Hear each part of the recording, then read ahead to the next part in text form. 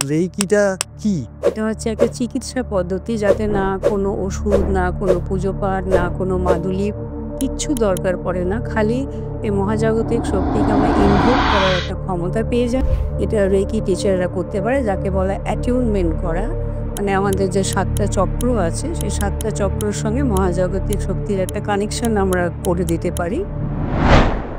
প্রথম দিন যখন আমি এনার্জিটা পেলাম, প্রথম দিন আমি আমার মা থাকতেন ঝাড়খণ্ডে আমার মা থাকেন, আমি হায়দ্রাবাদে এসেছি। মায়ের পায়ে ব্যথা ছিল। আমি তখনই ভাবলাম দেখি তো করে হয় কিনা, মাকে না জানিয়ে আমি ডিস্টেন্স হিলিং করলাম। তারপরে সন্ধ্যাবেলা যখন জিজ্ঞেস করলাম, মা বললেন হ্যাঁ আজকে ব্যথাটা যেন কেন কম মনে হচ্ছে। আমি জানো মা এরকম একটা অদ্ভুত জিনিস আমি শিখলাম, অদ্ভুত ব্যাপার তো। আপনি বলতে চাইছেন আপনার মা ঝাড়খণ্ডে থাকে, আপনি হায়দ্রাবাদে বসে মায়ের পা ব্যথা কমিয়ে প্রচুর মানুষ আছে, বা রাদার দেন আমি সেটা বলবো যে প্রচুর মহিলা আছে বা মেয়ে আছে যারা ছোটোবেলায় সেক্সুয়ালি অ্যাসল্টেড হয়, বা কোনো লোক আছে যারা অনেক ছোটোবেলায় তাদের আপনজনকে হারিয়েছে। সেই ট্রমাগুলো অনেক সময় অনেক বড় অবধিও থাকে। কারো বাবা তার মাকে মারত, সেটা ওই ছেলেটা বা ওই মেয়েটা দেখেছে সামনে থেকে, এবং সেই ট্রমাটা এখনও নিয়ে বেরোচ্ছে। এই ট্রমাগুলোকে আপনি কিভাবে হিল করেন? ওগুলো করা যায়, ক্লিনিক্যাল হিপনোথেরাপিতে করা যায়। ওই দিনটা ওর মনে থাকবে কিন্তু বিরক্ত হবে না। আচ্ছা, বিরক্তি ভাবটাকে সরিয়ে দেওয়া হবে, ওটা একটা হয়ে গেছে হয়ে গেছে। এইগুলো বিক্রি হয় তুমি অ্যামাজনে যদি নাও ৩০০-৪০০ টাকা হবে, কিন্তু যখন কেউ এটাকে এনার্জি দিয়ে যখন পাঠায় তখন ১,৫০০-২,০০০ দাম বলে দেয়। রাইট। যারা রেকি জানে তারা কেন কেনে ১,৫০০-২,০০০ টাকা দিয়ে, আমি সেটাই বুঝি না। ওরা তো ওইটা দিয়ে এনার্জি দিচ্ছে। হাতে নিতে নেবেন ওটাকে, ক্রিস্টালটা প্রথমে একটু শোধন করে নেওয়া দরকার, মানে নুন জলে ডুবিয়ে সেটার মধ্যে, কারণ যে বানাচ্ছে তারও মাথার তো কিছু থট থাকে না।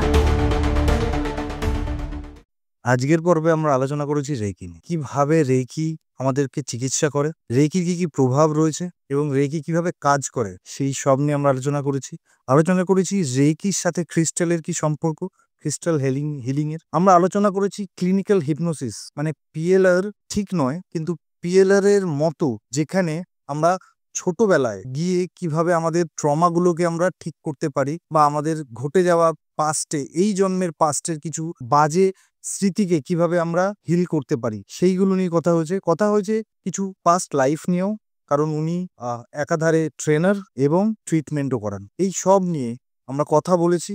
আমার মনে হয় এই কথাগুলো শুনলে আপনারা জানতে পারবেন, বুঝতে পারবেন, এবং আপনাদের যদি শেখার হয় তাহলেও কিন্তু এই এপিসোডটা আপনাদের জন্য। তো একদম মিস করবেন না, একদম স্কিপ করবেন না, পুরো এপিসোডটা দেখবেন। আর মনে হয় আপনাদের জন্য খুব ভালো হবে। আর চ্যানেলটা সাবস্ক্রাইব করবেন যারা নতুন, যারা এখনো দেখেছেন চ্যানেলটা আমাদের কিন্তু সাবস্ক্রাইব করেননি, তাদের কাছেও রিকোয়েস্ট, প্লিজ চ্যানেলটা সাবস্ক্রাইব করবেন, আর আমাদের ফেসবুক আর ইনস্টাগ্রাম পেজটাকে ফলো করে দেবেন। তো চলুন শুরু করা যাক।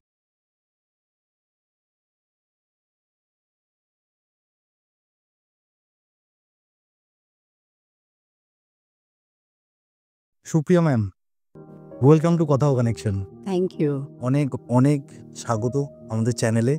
অসংখ্য ধন্যবাদ, আপনি আমাদের চ্যানেলের আমন্ত্রণ স্বীকার করেছেন এবং এতটা দূর আমাদের কাছে শ্যুট করতে এসেছেন, তার জন্য ধন্যবাদ।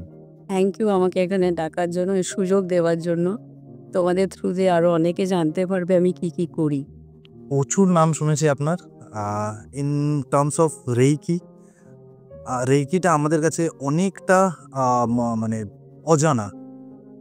এই রেইকিটা নিয়ে আপনার সাথে প্রথমে আমি কথা বলবো, কারণ আপনি রেইকিস এক্সপার্ট, অনেক দিন ধরে প্র্যাকটিস করছেন এবং প্রচুর লোককে শিখিয়েছেন। তো আমি প্রথমে রেইকি নিয়ে স্টার্ট করব। আপনি রেইকিটা কি, আর আপনি কোথা থেকে রেইকিটা স্টার্ট করলেন?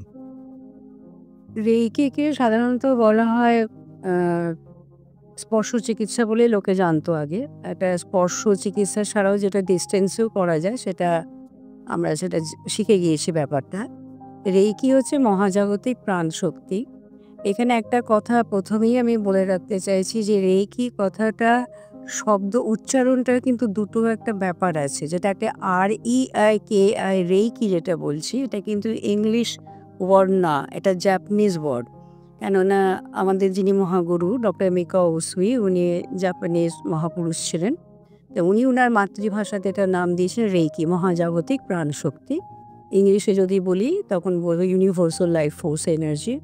কিন্তু এখন একটা কথা ওঠে, যেহেতু রেইকি নিয়ে বলতে বলছো বলে আগেই আমি ক্লিয়ার করে দিতে চাই দর্শকদের কাছে। কথায় কথায় বলা হয় রেইকি করে ডাকাতি করে এলো, রেইকি করে নিউজ চ্যানেলেও শুনছে, লোকে কাগজে বলছে, ওটা কিন্তু রেইকি। রেকি, হ্যাঁ, রেকি রেইকি করেছে। ওটা RCCI, ওটা এত উচ্চারণ আলাদা, স্পেলিং আলাদা। কিন্তু লোকেদের মাথায় ঢুকছে যে আচ্ছা এগুলো শিখতে যাচ্ছ মানে চুরি ডাকাতির ধরন শিখতে যাচ্ছ। বাড়িতে অনেকে বারণ করে শিখতে, কিন্তু এটা তা নয়। এটা হচ্ছে একটা চিকিৎসা পদ্ধতি, যাতে না কোনো ওষুধ, না কোনো পুজো পাঠ, না কোনো মাদুলি, কিচ্ছু দরকার পড়ে না। খালি এই মহাজাগতিক শক্তিকে আমরা ইনভোক করার একটা ক্ষমতা পেয়ে যাই। এটা রেকি টিচাররা করতে পারে, যাকে বলা অ্যাটিউনমেন্ট করা।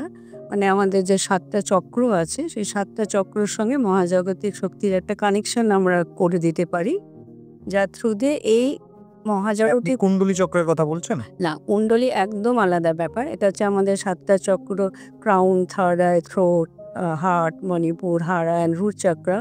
এই 7টা চক্রার 7টা রং আছে, ভিবজিওর যদি বলি, আর বাংলায় হবে বেনিয়া সহকলা। ওই রঙের আমাদের 7টা চক্র, 7টা রং আছে। আমাদের ওপরে যে 4টে চক্র, ওটা হচ্ছে স্পিরিচুয়াল চক্র। স্পিরিচুয়ালের 4টে চক্রকেই আমরা মানে মহাজাগতিক এনার্জির সাথে আমরা একটা টিউনিং করে দেওয়ার পদ্ধতি করা হয়। ওই টিউনিংটা হবার পরে মানে এই শক্তিটা বেশি মাত্রায় আমরা পাই। মহাজাগতিক শক্তি নিয়েই তো আমরা জন্মাই। রেকি এনার্জি না থাকলে তো আমরা মরেই যেতাম। এই এনার্জি যখন আমাদের শরীরে ঠিক মাত্রায় থাকে তখন আমরা সুস্থ বোধ করি। যখন এটা এনার্জি কম হয় তখন আমরা দুর্বল বোধ করি। কিন্তু এই শক্তিটাকে ঋষি মুনিরা ধ্যানের মাধ্যমে পাহাড়ে, পর্বতে, জঙ্গলে গিয়ে যে সাধনা করতেন, সেই সাধনাতে ওনারা এত বেশি একটা এনার্জি পেতেন যাতে ওনারা অসাধ্য সাধন করতে পারতেন। আর আমরা ভাবতাম ওনারা ঈশ্বরের এত কাছে বলে ওনারা এগুলো করতে পারে, আমাদের কাছে এগুলো করা সম্ভব নয়। কিন্তু আমাদের মহাপুরুষ ডক্টর মিকাও উসুই, উনি আবিষ্কার করেছেন যে আমাদের মতন সাধারণ মানুষরা, একদম গৃহী যারা আমরাও কিন্তু ঋষিমুনিদের মতন অতটা এনার্জি নিয়ে আমরা লোকেদের ভালো করতে পারি। হ্যাঁ, আমরা নিশ্চয়ই সিদ্ধাই মহাপুরুষদের মতন হতে পারি না, কিন্তু অনেকটাই করতে পারি। মানে অশান্তি হচ্ছে বাড়িতে ঠিক করতে পারি, কারো কেউ অসুস্থ তাকে আমরা ঠিক করতে পারি, সন্তানে মার মধ্যে ঝগড়া সেটাকে আমরা ঠিক করতে পারি। প্রসিডিউরটা কি? প্রসিডিওর হচ্ছে এত সস্তা, এত মানে সহজ পদ্ধতি যে 6 বছরের বাচ্চারাও করতে পারে, অশিক্ষিত ব্যক্তিরাও করতে পারে। কিছুই না, আমরা টিচাররা জানি কিভাবে এই মহাজাগতিক শক্তির সঙ্গে আমাদের চক্রাগুলোকে টিউনিং করে দেওয়া হয়। রেডিওতে যেরকম টিউনিং ঘর হলে টিউনিং করা হলে ক্লিয়ার সাউন্ড আসতো, তেমনি আমাদের এই চক্রাগুলোতে না অনেক কি বলবো, পলিউশন জমে থাকে। পলিউশন বলতে রাগ, দুঃখ, মেজাজ, হিংসে, এগুলো হচ্ছে পলিউশন। তো এই চক্রাগুলোর মধ্যে যে নোংরা জমে আছে, পলিউশন জমে, সেটা যখন মহাজাগতিক শক্তির আলোটা ঢোকে তখন ওইগুলোকে পরিষ্কার যখন করে আমাদের ভেতরের চক্রাগুলোকে, তখন আমাদের অরাগুলো ক্লিন হতে শুরু করে দেয়। অরা মানে আমাদের শরীরের বাইরে যে একটা এনার্জি। থাকে আভামণ্ডল যেটা বলি, সেটা যখন ঠিক হতে থাকে তখন এত স্ট্রং হয়ে যায় আমাদের অরাটা, যে তখন আশেপাশে থেকে আমরা নিজেদেরকে অনেকটা প্রোটেক্ট করতে পারি। প্রোটেকশন বলতে মনে করো কেউ আমার ক্ষতি করতে চাইছে, খুব একটা বেশি করতে পারবে না, কেননা অরাটাকে যদি আমি স্ট্রং করে রাখতে পারি। কেউ যদি আমার ক্ষতি করতে চাইছে, হয় সে আমার সঙ্গে ভালো ব্যবহার করবে, নয় আমার থেকে দূরে চলে যাবে, কেন আমার অরার সঙ্গে তার অরাটা তখন ম্যাচ করবে না। আমার অরাটা হচ্ছে কি বলবো, একটা ঐশ্বরিক এনার্জি নিয়ে আমরা অরাটাকে তখন তৈরি করা শুরু করি। হাত দিয়ে এনার্জিটা বেরোতে থাকে, যেই টিউনিং হয় হাত দিয়ে এনার্জিটা বেরোয়। এই এনার্জিটাকে আমরা কেউ দেখতে পাই না, কিন্তু এটা যখন আমরা স্পর্শ করি তখন এনার্জিটা আমাদের শরীরে আস্তে ঢুকতে শুরু করে। বইয়ে 24 থেকে 26টা পয়েন্টে ছবি দেওয়া থাকে, চোখ, কান, নাক, গলা, এগুলো সব ছবি থাকে। ওইগুলোকে খালি 3 মিনিট করে স্পর্শ করি, মিনিমাম 3 মিনিট, কিন্তু ম্যাক্সিমাম যা কিছু করতে পারে মিনিমাম 3 মিনিট। 3 মিনিট না হলে কিন্তু এনার্জিটা ঢুকবে না। 3 মিনিট করে স্পর্শ করতে করতে আমাদের শরীরের এনার্জি লেভেল বাড়তে থাকে। ভীষণ ভালো এটাতে হয়।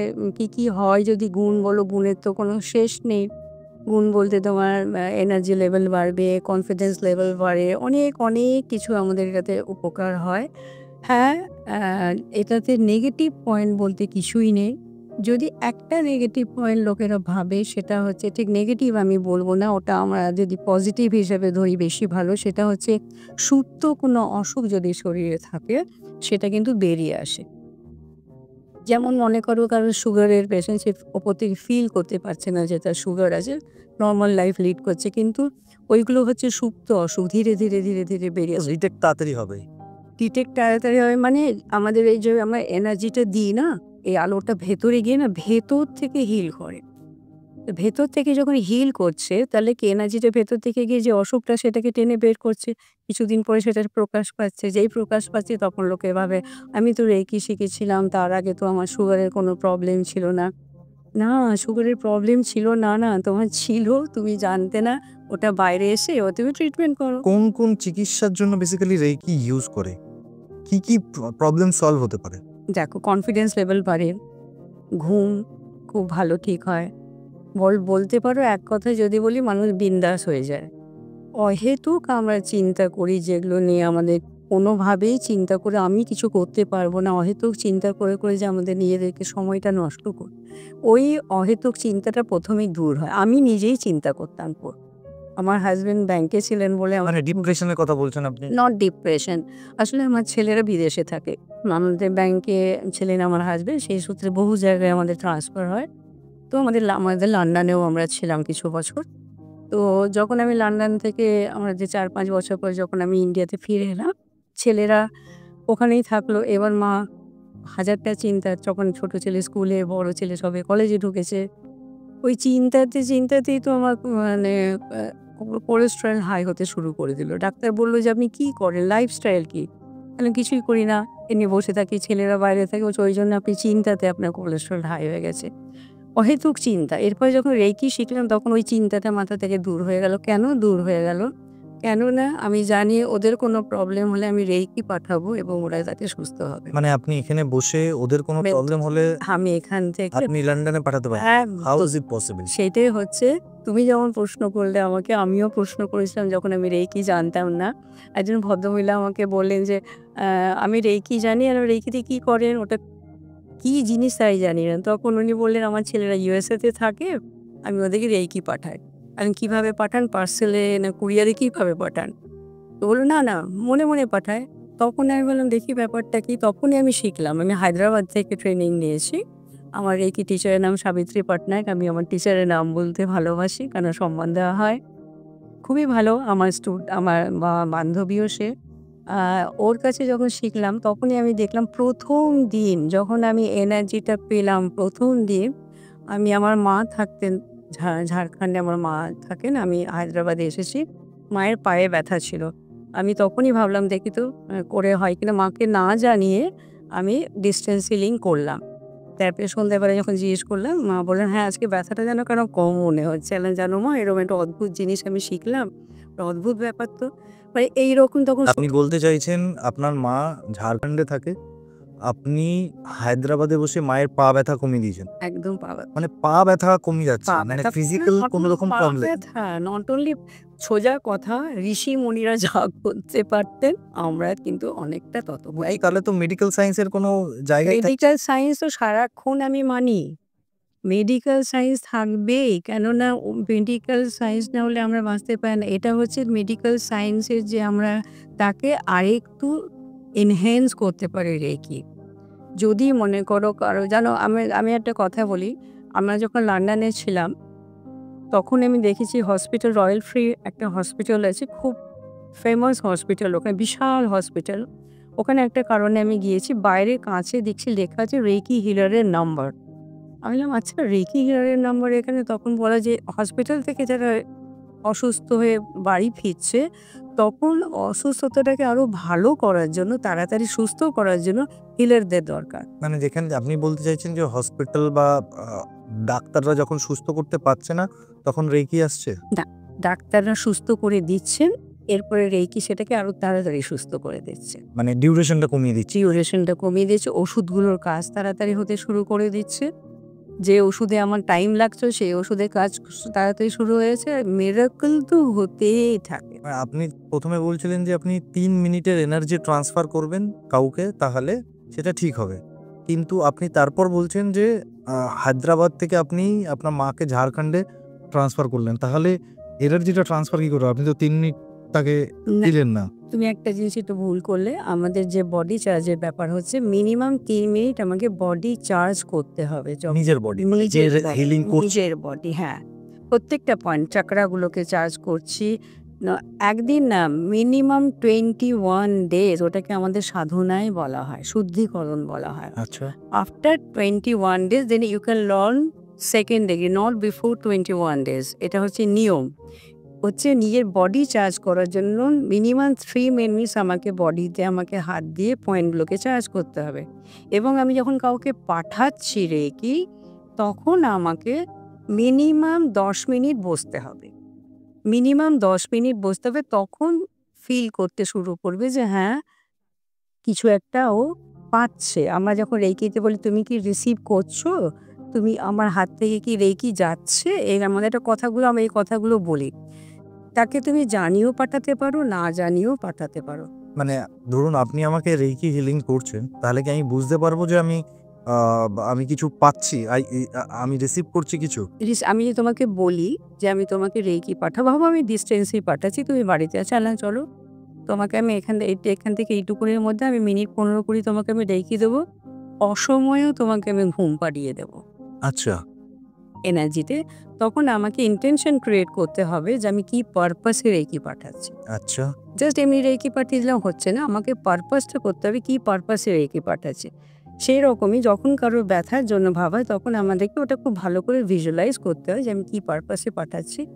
কাজ তো প্রচুর হয়, প্রচুর। বাচ্চারা যখন শিখছে তাদের মানে আমি যখন কনসেন্ট্রেশন, পড়াশোনাতে কনসেন্ট্রেশন পাওয়ার তো আসছেই, তার সাথে হচ্ছে কি ওদের মধ্যে চেঞ্জ, ভালো মন্দ বিচার করার ক্ষমতা, লোকেদেরকে সম্মান করা। আজকাল তো বাচ্চারা তো বলা উচিত না, সব বাচ্চা না, মানে ঠিক মতন তারা ব্যবহারও করতে জানে না, বড়জনদের সঙ্গে কী করে কথা বলতে হয়। কিন্তু আমি যে বাচ্চাদেরকে শিখেছি, তাদের মা বাবারা যখন বলে যে আমার ছেলে মেয়েরা সত্যি সত্যি খুব ভালো হয়েছে। 8 বছর বয়স থেকে বাচ্চারা শিখেছিল, এখন ওরা কলেজ টলেজ পেরিয়ে চাকরির দিকে চলে যাচ্ছে। মানে ব্রিলিয়ান্ট বাচ্চারা তৈরি হয়েছে, ব্রিলিয়ান্ট বাচ্চারা তৈরি হয়েছে। কিন্তু একজন মা বাবা হয় তারা নিয়ে আসে বাচ্চাদেরকে শেখাতে, কিন্তু বাচ্চা যদি প্র্যাকটিস না করে তাহলে কোথা থেকে কী হবে? প্র্যাকটিসটা তো করতে হবে না। রেকির কোনো ওভারডোজ বলে কিছু ব্যাপার হয় না। রেকির কোনো এক্সপায়ারি ডেট বলে কিছু ব্যাপার হয় না। একদিন কেউ রেকি অ্যাটুনমেন্ট নিয়ে নিল, সারাটা জীবনের জন্যই ওর কাছে পাওয়ারটা থাকবে। মানে আর কি জায়গায় আমরা রেকি ইউজ করতে পারি? কেউ ডিপ্রেশন, সেই ডিপ্রেশন ঠিক করতে পারি। কারো মাথা গরম খুব, রেগে যাচ্ছে মাথা গরম চটপট। সে নিজে শিখেও করতে পারে, নিজেরটাও ঠিক হয়ে যাবে, কিংবা বাড়ির কেউ শিখে তাকে রেকি দিয়ে তাকে ঠিক করতে পারে। অফিসে ঝগড়াঝাটি হচ্ছে, বন্ধু-বান্ধবদের ঝগড়াঝাটি হচ্ছে, বসের সঙ্গে আমি এখানে একটা ছোট্ট গল্প বলি। প্লিজ। আমার এক স্টুডেন্ট, নাম বলাটা বারণই হবে, কেননা একটা বড় কোম্পানিতে চাকরি করছে, হয়তো ও বুঝে যাবে, সে বুঝুক। ওর বস প্রচণ্ড বাজে ব্যবহার করে। বস কিন্তু ওর থেকে বয়সে ছোট। এবার বসের বুঝতে পারছে যে খুব কাজের ছেলেটা, ওকে হিংসেই করে রীতিমতো, কারণ এই ছেলেটাকে সবাই খুব ভালোবাসে, ছেলেটা খুব ভালো মানুষ একটা। কিন্তু বসের ওটাতে রাগ হয়, মানে তখন ছেলেটি বলল, ম্যাডাম আমার না অফিস যেতে এত খারাপ লাগে, মাঝে মাঝে মনে হয় আমি সুইসাইড করি, আর ভালো লাগছে না এত অপমান, কিছু একটা করুন। তখন আমি বললাম তোমার বসের ছবিটা আমাকে পাঠাও। বসের যখন ছবি পাঠালো, ছবিতে দেখি বোঝা যাচ্ছে যে মানে হিংসুটে টাইপের ভদ্রলোক, মানে কারোরই ওর ওপরে যেন কেউ না যায়। আমি ওকে প্রোগ্রামিং করলাম, যাকে আমাদের প্রোগ্রামিং করা বলা হয়, যে আমি প্রতিদিন ওকে ৭ দিন ধরে এই টাইম থেকে এই টাইম ওকে আমি রেকি পাঠাবো, মানে আমি এনার্জি পাঠাবো।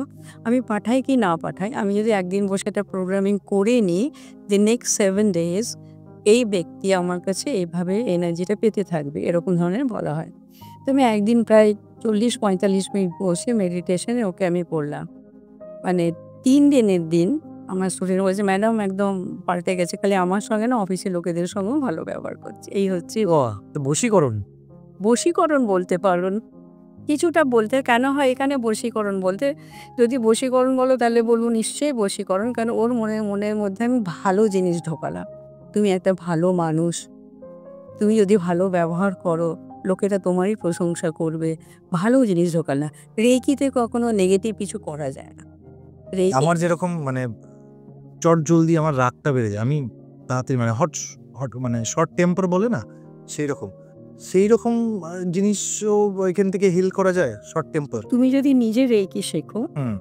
তুমি কন্ট্রোল করতে পারবে। আচ্ছা। বুঝতে পারবে এখানে আমি এই কথাটা আমার বলা উচিত না, আমি যদি একটু থেমে যাই তাহলে বুঝবো আমার যে সময়টাই অন্যরকম হয়ে যাবে। তুমি নিজেই ভাবো না, নিজেকে যদি আমি কখনো কন্ট্রোল করতে পারি, একটা কথা বেরিয়ে গেল মানে বেরিয়ে গেল, তাই না? নিজেকেই ভাবতে হবে। বললে আগে সবাই বলতেন ১ থেকে ১০ গোনো, অমুক গোনো। ওগুলো বলা খুব সহজ, কিন্তু ওই সময়টাতে হয় না, ওরকম মনে হয় না। কিন্তু রেইকি তুমি নিজে করলেও করতে পারবে, অন্যরা করেও তোমাকে চেঞ্জ করতে পারবে। কতটা? তোমার কি ছোট থেকেই না আ মানে যবে থেকে আমি বুঝতে পারি তবে থেকেই শর্ট টেম্পার আছে। স্কুল লাইফেও হতো? হ্যাঁ, মোটামুটি শর্ট তখন আর এখানে একটা জিনিস জানতে হবে যে তোমার মায়েরও কি শর্ট টেম্পার? মা-বাবার মধ্যে ওনাদেরও কি এরকম মেজাজ? মোটামুটি। হ্যাঁ?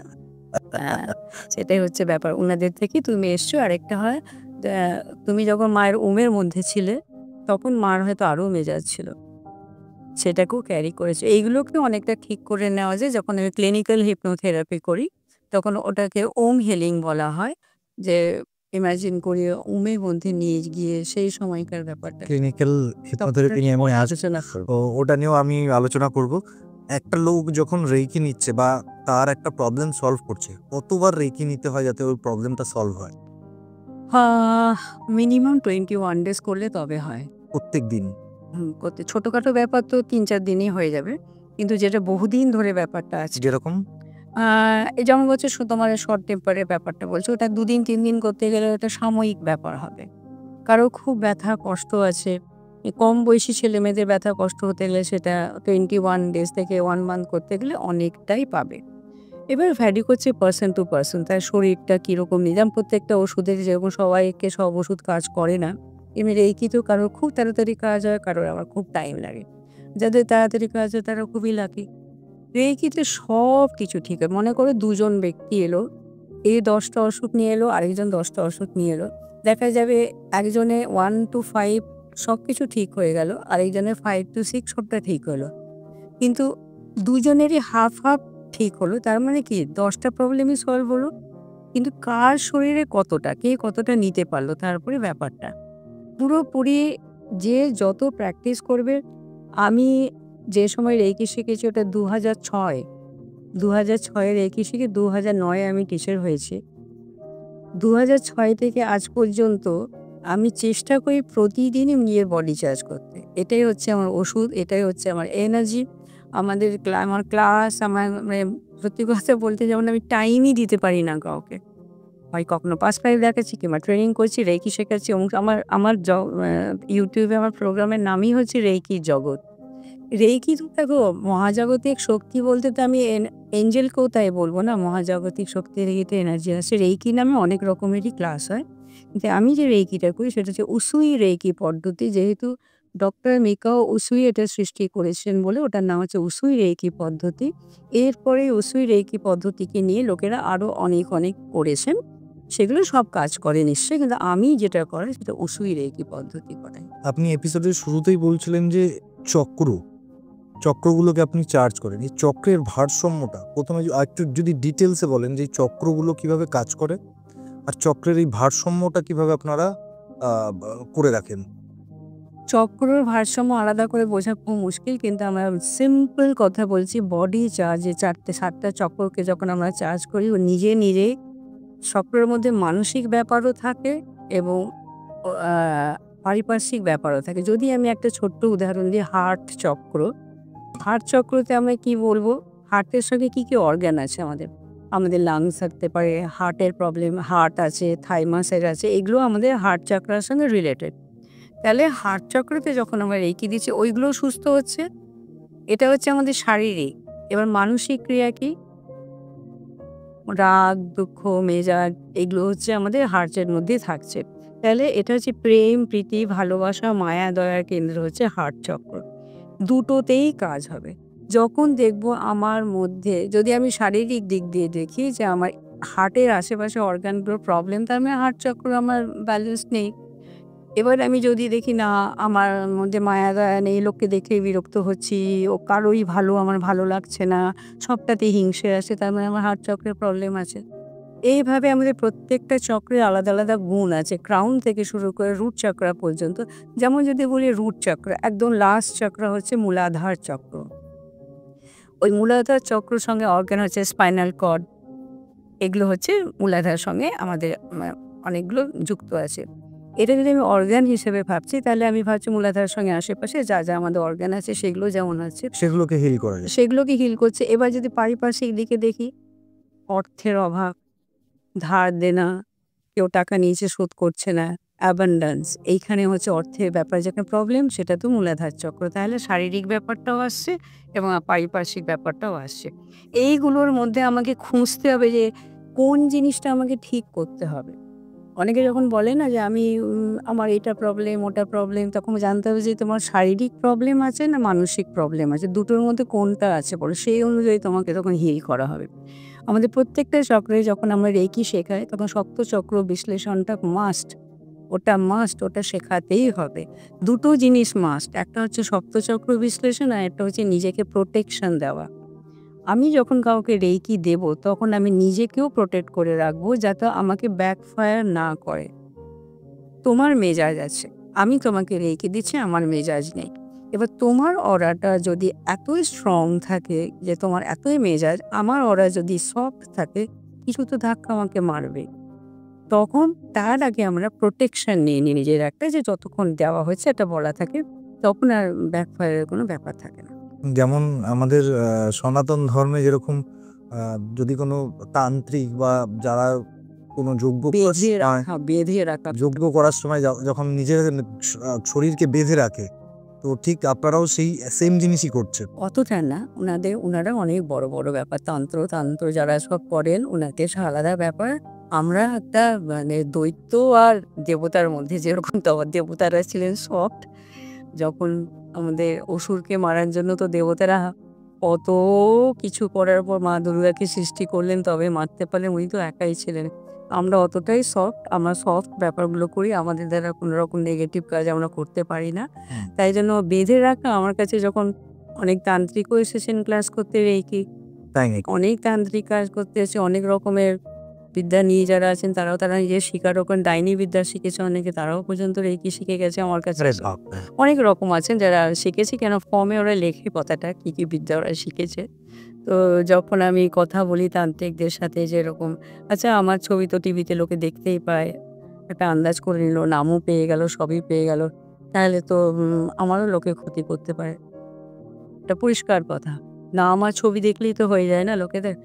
আপনাকে আমরা বেঁধে রেখে দিচ্ছি, আপনি চিন্তা করবেন না। তারপরে দেখি এতগুলো তান্ত্রিক এসে বাঁধাবুধি শুরু করলো, এবার ভাই তোমরা থামো, আর কত আর বেঁধো না। আমি নিজেকে আর খুলতে পারবো না। তবে হ্যাঁ, আমার স্টুডেন্টরা লাকিলি, আমি আজ পর্যন্ত যে কত স্টুডেন্ট আমার আছে আমি জানি না। একটাও কেউ এমন নেই যে যাকে নিয়ে আমি কমপ্লেন করতে পারি। সবাই ভালো, আচ্ছা, সবাই ভালো। আপনার এখন সবথেকে ফেমাস স্টুডেন্ট হচ্ছে পিয়ালি ম্যাম। যিনি আমাদের স্টুডিওতে এসেছিলেন। নিশ্চয়ই পিয়ালি খুব ভালো, ভালো মনের মেয়ে, ভেরি গুড সোল। খুব ভালো মনের মেয়ে, খুব ভালো করছে, খুব ভালো করছে। ওরা যেদিন শিখেছিল, ওরা বোধহয় সেকেন্ড ব্যাচ ছিল, আমার ট্রেনিংয়ের সেকেন্ড ব্যাচ ছিল বোধহয়। ওইখানেই ওই গল্পটা হয়েছিল, যেটা এখানে ফেমাস গল্প হয়ে গেছে, যে শ্বশুরমশাই। রাইট, সেটা নিয়ে আমাদের গল্প হয়েছে। ওটা আমারই বাড়িতে হয়েছিল। সেদিন আমি একটু ঘাবড়ে গিয়েছিলাম যখন ও কান্না, ৩ জনকে একসঙ্গে দেখাচ্ছি। ৩ জন বলতে শুরু করেছে। আমি বললাম, তোমরা যা দেখছো এটা গ্রুপে হচ্ছে, নিজেদের মনের মধ্যে রেখো, কেউ কিছু বলো না। ৩ জন শুয়ে আছে, হঠাৎ একজন বলছে আমি অরফান। পিয়ালি বলতে শুরু করেছে আমি জমিদার বাড়ির বউ, লাল লাল মেজে। আর এজন বলছে আমি একটা ব্রিটিশ আমলের একটা বাংলোতে আমি একটা খুব সফিস্টিকেটেড মহিলা। ৩ জনে ৩ রকম। করতে করতে পিয়ালি হঠাৎ এত কাঁদতে লাগলো যে, আপনি আমাকে মারছেন কেন? আমি ভাবলাম আমি তো মারছি না, হঠাৎ ও মারছেন কেন, চেঁচাতে লাগলো কেন? বললাম কি হয়েছে? তখন বললো আমার শ্বশুরমশাই আমাকে মারছে। এই গল্পটা তখনকার ঘটনা, মানে ওটা মানে মানে আমার কাছ থেকে শুনছো যে ঘটনাটা যেটা বলে সত্যি অনেকে ভাবে গল্প বলে, বানিয়ে বলে, না বানিয়ে বলেনি, এটা আমার কাছে হয়েছিল ঘটনাটা। বেশ। আমার খুব জানতে ইচ্ছা করছে আরেকটা জিনিস, সেটা হচ্ছে যে চিকিৎসা ছাড়া মেয়েদের কি প্রবলেম ফিজিক্যালি সেগুলোকে আপনি ঠিক করতে পারেন বা হিল করতে পারেন। আমি কিছু এক্সাম্পল আপনাকে দিয়ে দিচ্ছি। যেরকম এই মুহূর্তে বয়স্ক লোকেদের খুব বাতের ব্যথা, হাঁটুর ব্যথা, কোমরের ব্যথা, এইগুলো কি রেইকি দ্বারা পুরোপুরি হিল হয়? পুরোটা হয় না। আচ্ছা। পুরোটা হওয়া সম্ভবই না। রেইকিতে 100% কখনোই কোনো জিনিসই 100% হতে পারে না। আমি বলি 80% হয়। বেশি বয়স্ক লোকেদের 80% হওয়া সম্ভব নয়। 30 থেকে 35% হবে, তার বেশি হওয়া সম্ভব নয়। কম বয়সীদের তাড়াতাড়ি হয়ে যায়। যদি ও কোনো পাস্টের কষ্ট না নিয়ে আসে। পাস্টের কষ্ট হলে কিন্তু কোনো ডাক্তারও ঠিক করতে পারে না। হুম। কোমরে ব্যথা 1000টা ট্রিটমেন্ট করে দেখলো কোমরে ব্যথা কিছুতেই তার ঠিক হচ্ছে না। ফার্স্টে গিয়ে দেখলো ঘাট থেকে পড়েছিল কোমরের ঘরে। ও যখন দেখলো ব্যাপারটা তখনই বুঝতে পারলো এটা আমার এ জন্মের কোনো চিন্তার ব্যাপার না। ওই যে স্ট্রেস মাথা থেকে বেরিয়ে গেল, ভয় বেরিয়ে গেল। তো তাহলে ওকে রেকি করলে হবে না, ওকে তো পিএলআর করতে হবে। সবাই তো পিএলআর করে না, না? আর খরচও তো আছে পিএলআর এ।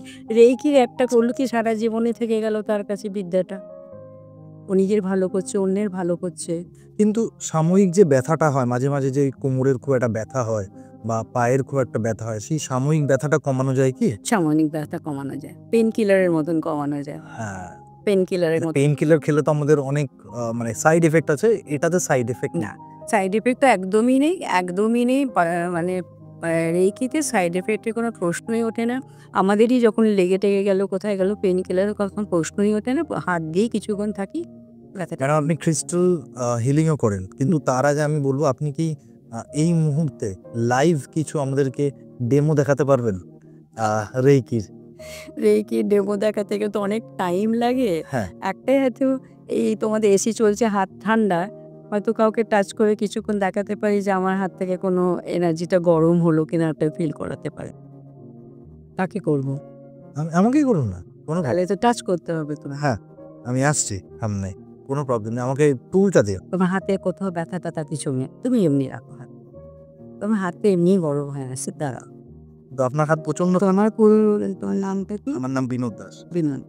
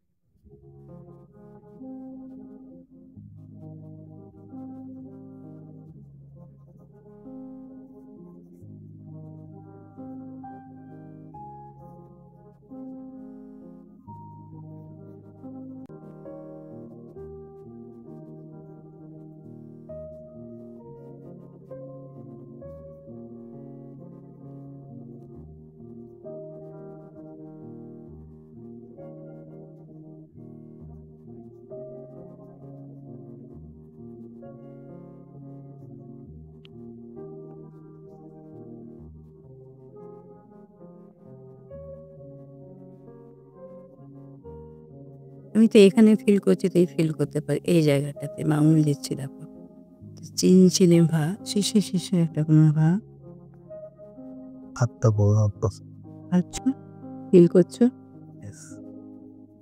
আমি যেমন তোমার এই জায়গাটাতে, আমি এখান থেকে আমার ফ্লোটা বেশি ফিল করছি। দেখো, যেমন তোমার এখানে কোনো ব্যথা নেই, কিছু নেই। তুমি জাস্ট আমার হাতে একটা এনার্জি ফিল করছো। এটা যদি ব্যথা হতো, সে তখন রিসিভ করতে শুরু করতো আমার রেইকি এনার্জিকে, এবং সে আরও বেশি অনুভূতি, কারণ সে তখন নিতে শুরু করছে ব্যথার জায়গাটাকে।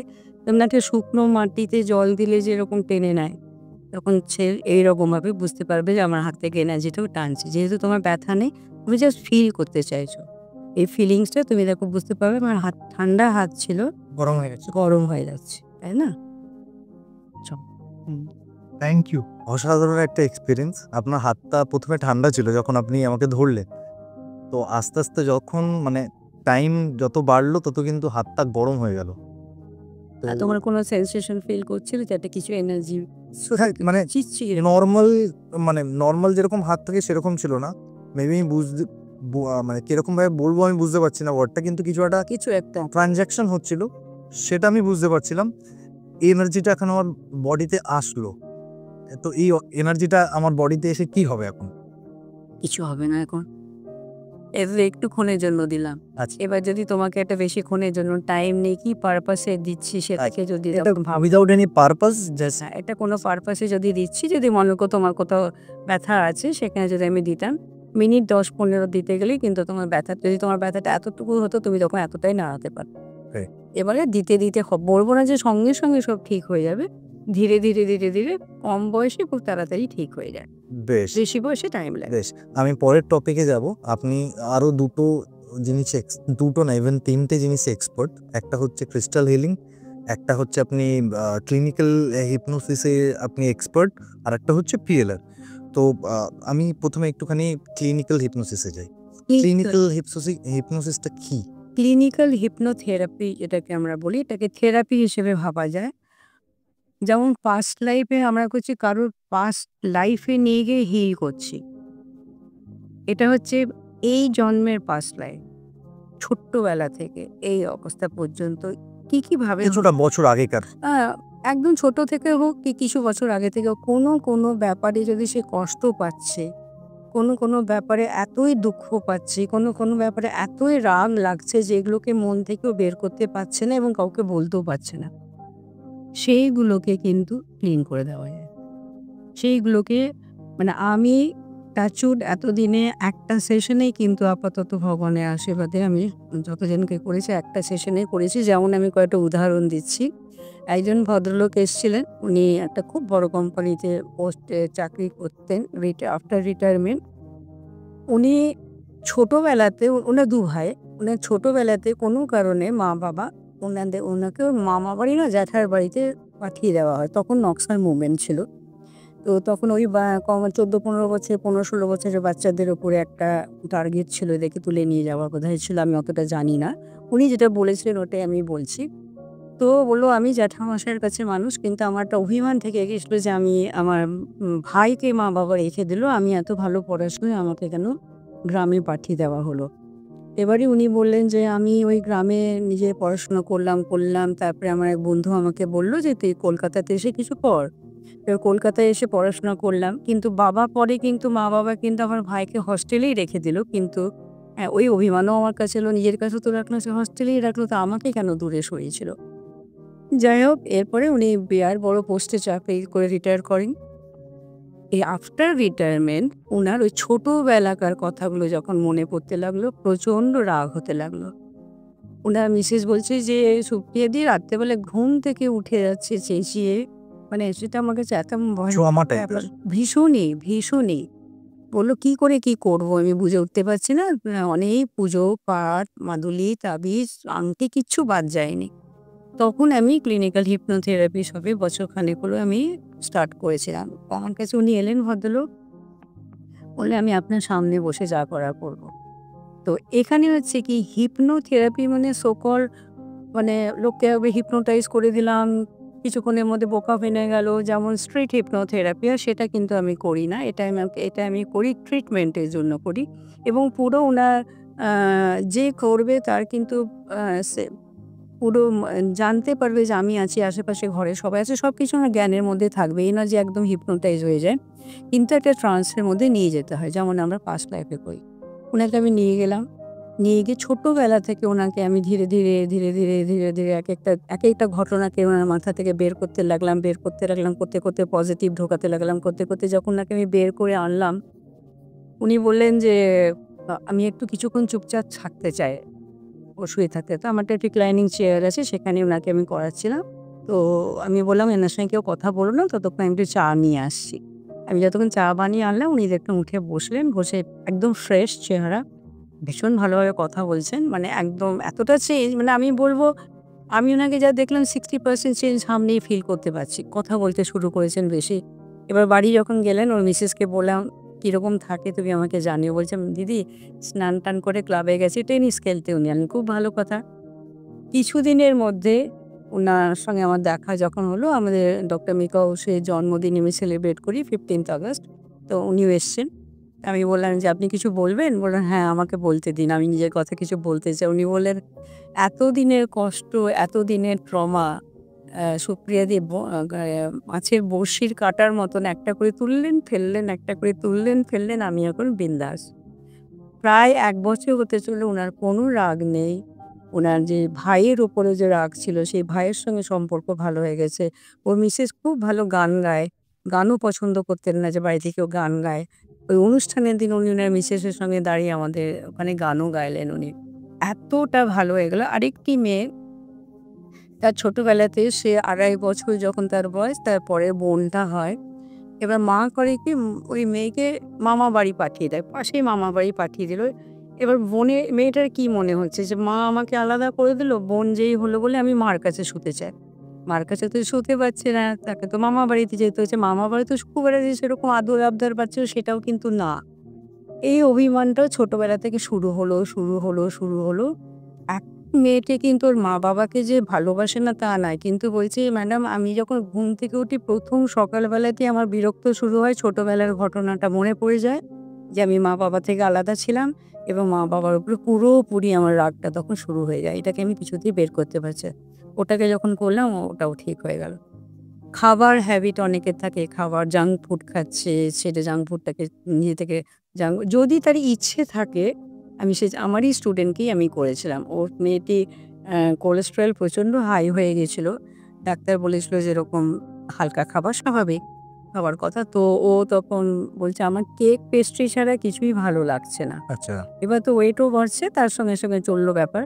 তাহলে না, এটা তো করলে চলবে না। চলো তোমাকে আমি ০.৫ ঘন্টা একটা সেশন দিচ্ছি। সেটা কিন্তু অনলাইনেই চলছিল কথা, গল্পর ছলে। তখন আমি ওটা সেশনটা নিলাম। ওতে তো একটা ব্যাপার থাকে, আমাদেরকে যখন ওটা মন থেকে বের করতে হয় তখন একটা ট্রিগার সেট করতে হয় ওর মধ্যে। তো ট্রিগারটা কখন হবে সে মানে হিপনোথেরাপি একটা ব্যাপার হচ্ছে, আর পাস্ট লাইফ দুটোর মধ্যে তফাৎটা কি? পাস্ট লাইফে আমি কাউকে নিয়ে যাচ্ছি, ট্রান্সের মধ্যে নিয়ে গেলাম, নিয়ে গেলাম, নিয়ে গেলাম। তারা খালি কোশ্চেনটা আমরা জানি, কি জানতে চাও? আর ক্লিনিক্যাল হিপনোথেরাপিতে হচ্ছে আমাকে কমসে কম মিনিট ১৫-২০ ০.৫ ঘন্টা ওর সঙ্গে কথা বলে আমার ওর চোখের মুভমেন্ট দেখতে হবে। ওর বডি ল্যাঙ্গুয়েজ আমাকে দেখতে হবে যে কি চাইছে ও, মানে কিভাবে চাইছে, কতটা সত্যি কথা বলছে, কতটা বানিয়ে বলছে। ওর চোখের মুভমেন্টে, হাবভাবে সব বোঝা যায়। কতটা বলতে চাইছে, কতটা এগুলো সব দেখার পরে তখন ট্রিটমেন্টটা শুরু হয় এবং ওই যে ট্রিটমেন্টটা করলাম ওটা যেন স্টে করে, তাই জন্য একটা ট্রিগার সেট করতে হয় ওদের মধ্যে। ট্রিগার সেট করার পরে যখনই, যেমন মনে ট্রিগার করো সেট করা বলতে? ট্রিগার সেট করার মধ্যে মনে করো ওই মেয়েটিকে কথাই বলছো, ও যে কেক পেস্ট্রি খেতে ওর ভালো ভালোবাসছে। এবার যখন কেক পেস্ট্রি এবার যখন আমি বিতৃষ্ণা জন্মে দিলাম, ওকে যখন আমি ইমাজিন করাচ্ছি যে দেখো তো এবার তোমার কাছে কেক পেস্ট্রিটা কীরকম লাগছে, বিচ্ছিরি গন্ধ না? প্রচণ্ড আষ্টে গন্ধ ম্যাডাম, আমি সহ্য করতে পারছি না। ওকে যখন ইমাজিন করাচ্ছি, মানে ট্রিটমেন্টের আগে যখন ইমাজিন করেছি, ও তখন বলছে, আহ এর মতন জিনিস হয় না। কি আছে সামনে? কেক, পেস্ট্রি, কিরম লাগছে খেতে? অপূর্ব, এত ভালো, ভালো লাগে না। আচ্ছা। এরপরে যখন ওকে আমি বিতৃষ্ণা জন্মালাম না যে ওটা দেখো ভীষণ বাজে জিনিস বললে, যখন অনেক কিছু বলতে হয়। এবার বলে, এবার তুমি খাও, তোমার জন্য কেক পেস্ট্রি সামনে না, ভীষণ আষ্টে গন্ধ। আমি পারছি না সহ্য করতে এটাকে। আর এই আষ্টে গন্ধটাই যেন বজায় থাকে, তখন একটা ট্রিগার সেট করতে হয়। ওই রিমাইন্ডিং দিয়ে ওটাকে সেট করতে। হ্যাঁ, ট্রিগার সেট করতে হয়। শরীরের মধ্যে কিছু মুভমেন্ট আছে, কিছু কথা আছে, যেটা ও বুঝবো যে এটাকে ও পারবে করতে। ওই ট্রিগারটা সেট করার পর মানে সেট করার সময়তে আমাকে দেখতে হয় যে ও বডি নিল কিনা। মানে 1, 2, 3 ট্রিগারটা যে সেট করলাম, ওর বডিতে একটা জার্ক হবে। তখনই বুঝবো যে এটা সেট হলো। যখন সেট হলো, এবার আমি কিন্তু না যখন এদেরকে করিয়ে, তুমি পিয়ালিকেও জিজ্ঞেস করো, যখন ওর মেয়ের ওরকম হলো, আমি যে কতবার ওকে ১ মাস অন্তর, অন্তর ফোন করে জেনেছি যে এটা কি এখনো ওরকমই হচ্ছে? মানে আমি ঠিক বিশ্বাস করতে পারি না যে এটা সাময়িক কিনা। ওকে জিজ্ঞেস করে গেছি প্রায় ১ বছর ধরে যে, "পিয়ালি তোমাকে তখন ওকে আমি বললাম, "এবার তুমি আমাকে একটা ফিডব্যাক দাও।" তখন ও আমাকে দিল যে হ্যাঁ, এরকম, এরকম ব্যাপার। তেমনি এই মেয়েটিকেও আমি জিজ্ঞেস করতে থাকলাম। ও বলল, "হ্যাঁ ম্যাডাম, আমার ওয়েটও কমেছে। আমি এখনো খাই না, কিন্তু আমার বন্ধু-বান্ধবরা আমাকে বলল অনেকদিন কন্ট্রোল করেছি, চল একদিন খাই।" এবার ঢুকলাম কেক শপে, ইচ্ছেও হচ্ছিল খেতে, তখনই আপনার কথা আমার মনে হলো। দেখি তো ট্রিগারটা সেট করে হয় কি? যেই ট্রিগার সেট করলাম সঙ্গে, সঙ্গে আষ্টে গন্ধ শুরু হয়ে গেল। এটা হচ্ছে এবার তুমি যদি না এই যে অ্যালকোহল আমার মধ্যেও চাহিদাটা থাকতে হবে যে আমি কন্ট্রোল করব। এক্সাক্টলি ওদের এখন মনে করো মা-বাবারা বলছে যে আমার ছেলে ড্রাগ অ্যাডিক্ট, আমার ছেলে অ্যালকোহলের এত নেশা হয়ে গেছে, হয়ে গেছে, কিছু করুন। তাহলে আপনার ছেলে যদি নিজে থেকে রাজি হয়, আমি ঠিক করে দেবো। কিন্তু আপনাকে দিয়ে তো আপনার ছেলের নেশা আমি ঠিক করতে পারবো না। আপনার ছেলের নেশা আপনাকে ওর বডিতে আছে না জিনিসটা। ক্লিনিক্যাল হিপনোথেরাপি এতটা ব্যাপার, মানে কতটা মানুষের যে কষ্ট আছে একটা মানে কেউ যদি কোনো নেশা ছাড়তে চায় তাহলে ইউ উইল বি একদম দেয়ার টু হেল্প দেম। একদম নেশা ছাড়তে চাইতে চায়, তার রাগ, তার দুঃখ, তার ওই অনেক কিছু, মানে এগুলো সব বের করাটা এমন কিছু ব্যাপারই না। আর আরেকটা ব্যাপার হচ্ছে যে এখন আমি শিখছি। আমি তো স্টুডেন্ট, আমি এখনো স্টুডেন্ট। আমি শিখেই যাচ্ছি। কেননা শেখার তো শেষ নেই। আমার আরেকটা কোয়েশ্চেন আছে। যেখানে আপনি পিএলআর আর হিপনোথেরাপিস এর মধ্যে আপনি ডিফারেন্স বললেন। পিএলআর এ যেটা হয়, যেটা আমি জানি, সেটা হলো যে পাস্ট লাইফে নিয়ে গিয়ে রিগ্রেস করা, ফরগিভ করা।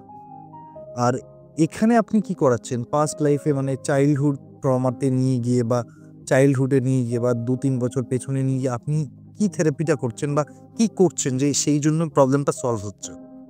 কেন হচ্ছে? কিসের জন্য হচ্ছে? তোমার ভালোর জন্যই তোমার মা-বাবা এগুলো করেছিল। ওইগুলোকে মাথায় ঢোকাতে হয়। একজন মা-বাবা একটা সন্তানকে দূরে রাখতে খুব কষ্ট পায়। এমনি, এমনি মা-বাবা ছেড়ে দেয়নি। একটা ছেলেকে চলো তুমি জ্যাঠার কাছে চলে যাও, একটা বড় ছেলেকে মা-বাবারও কষ্ট হয়েছিল।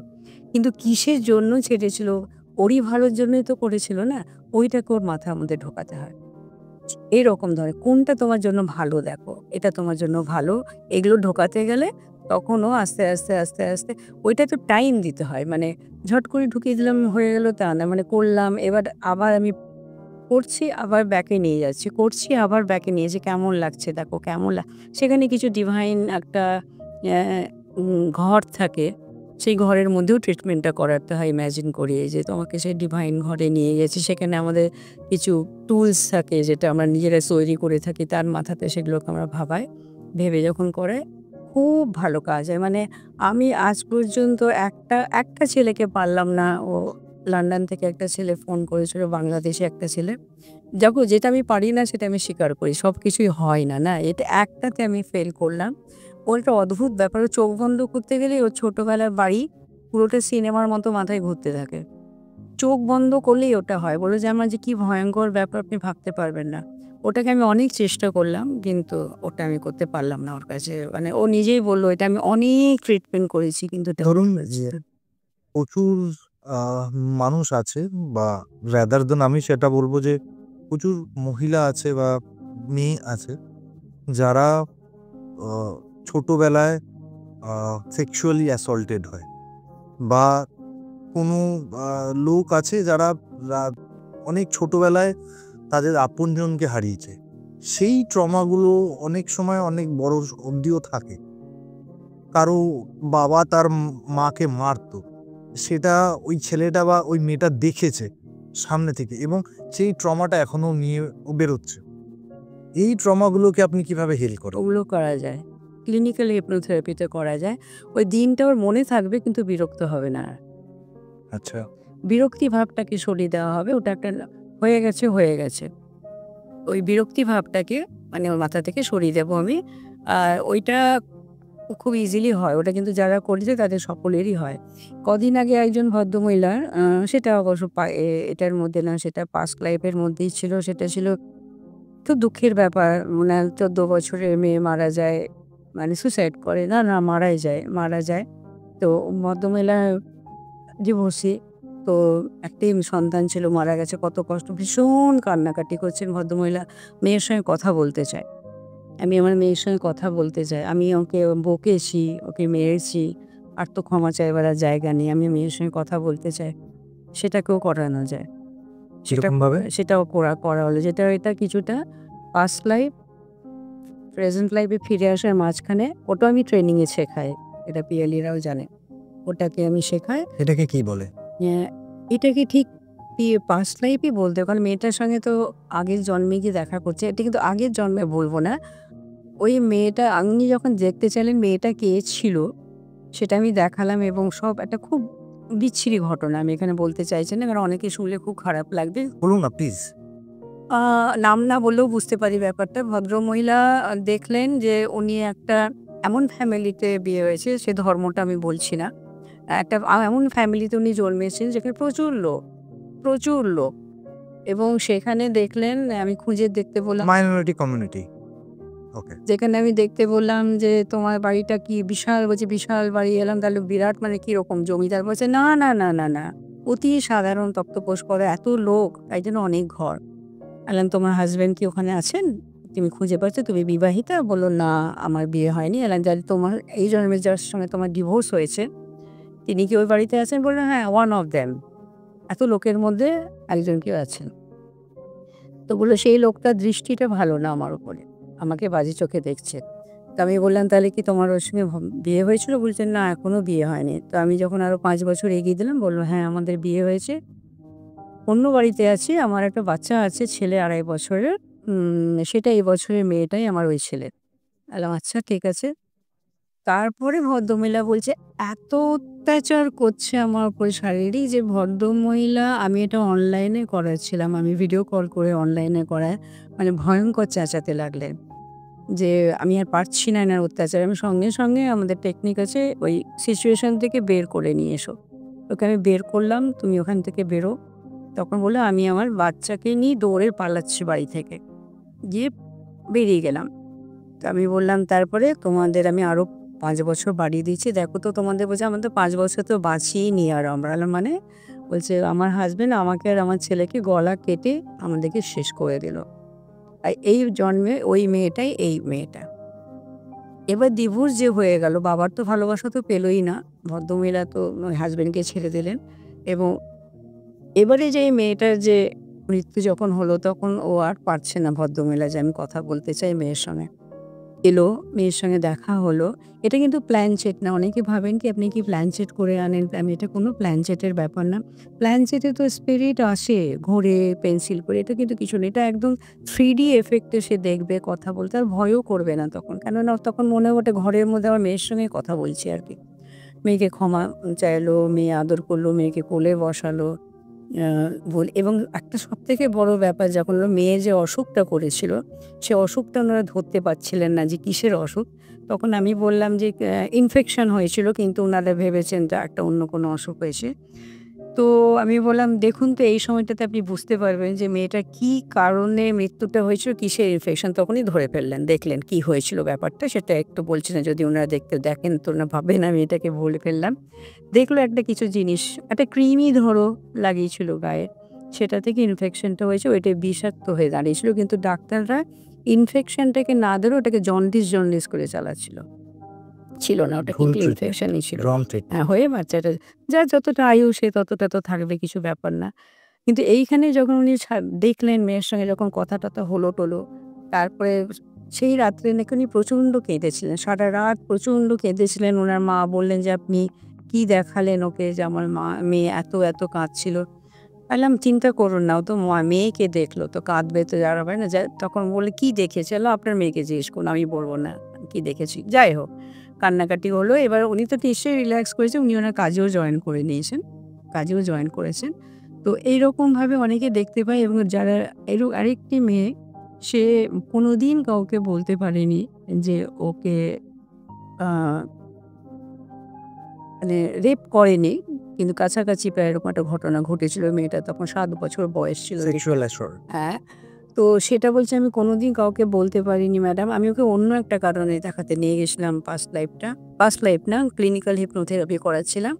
তখন ও বলল, "আমি কিন্তু ওই ঘটনাটাও চোখের সামনে চলে এলো ম্যাডাম। ওইটাও আমার চোখের সামনে চলে এলো।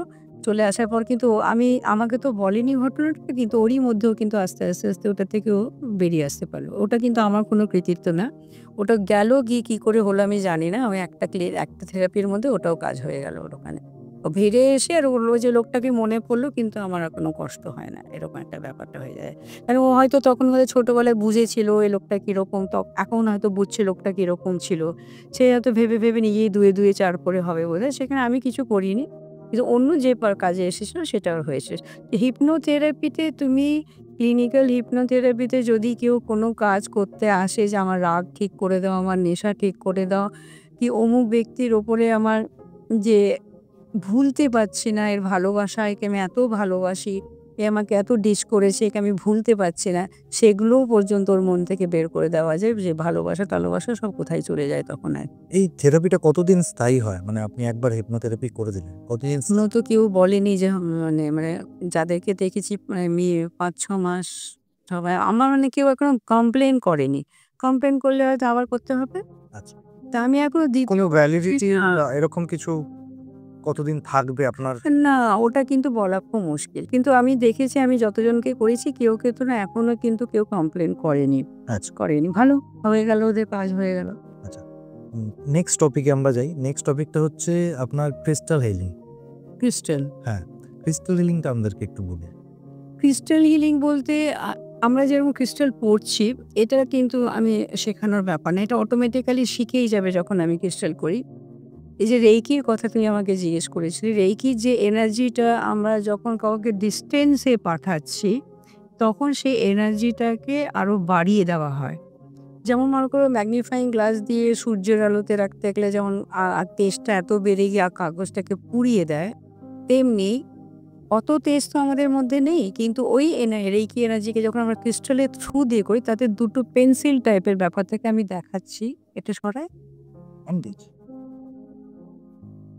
এরকম ধরনের জিনিস থাকে যেটাকে আমরা শিব শক্তি বলা হয় বা কোয়ার্স, রোজ কোয়ার্স অ্যান্ড এটাকে ক্লিয়ার কোয়ার্স বলা হয়। এটা রোজ তো পিঙ্ক কালারেই আছে।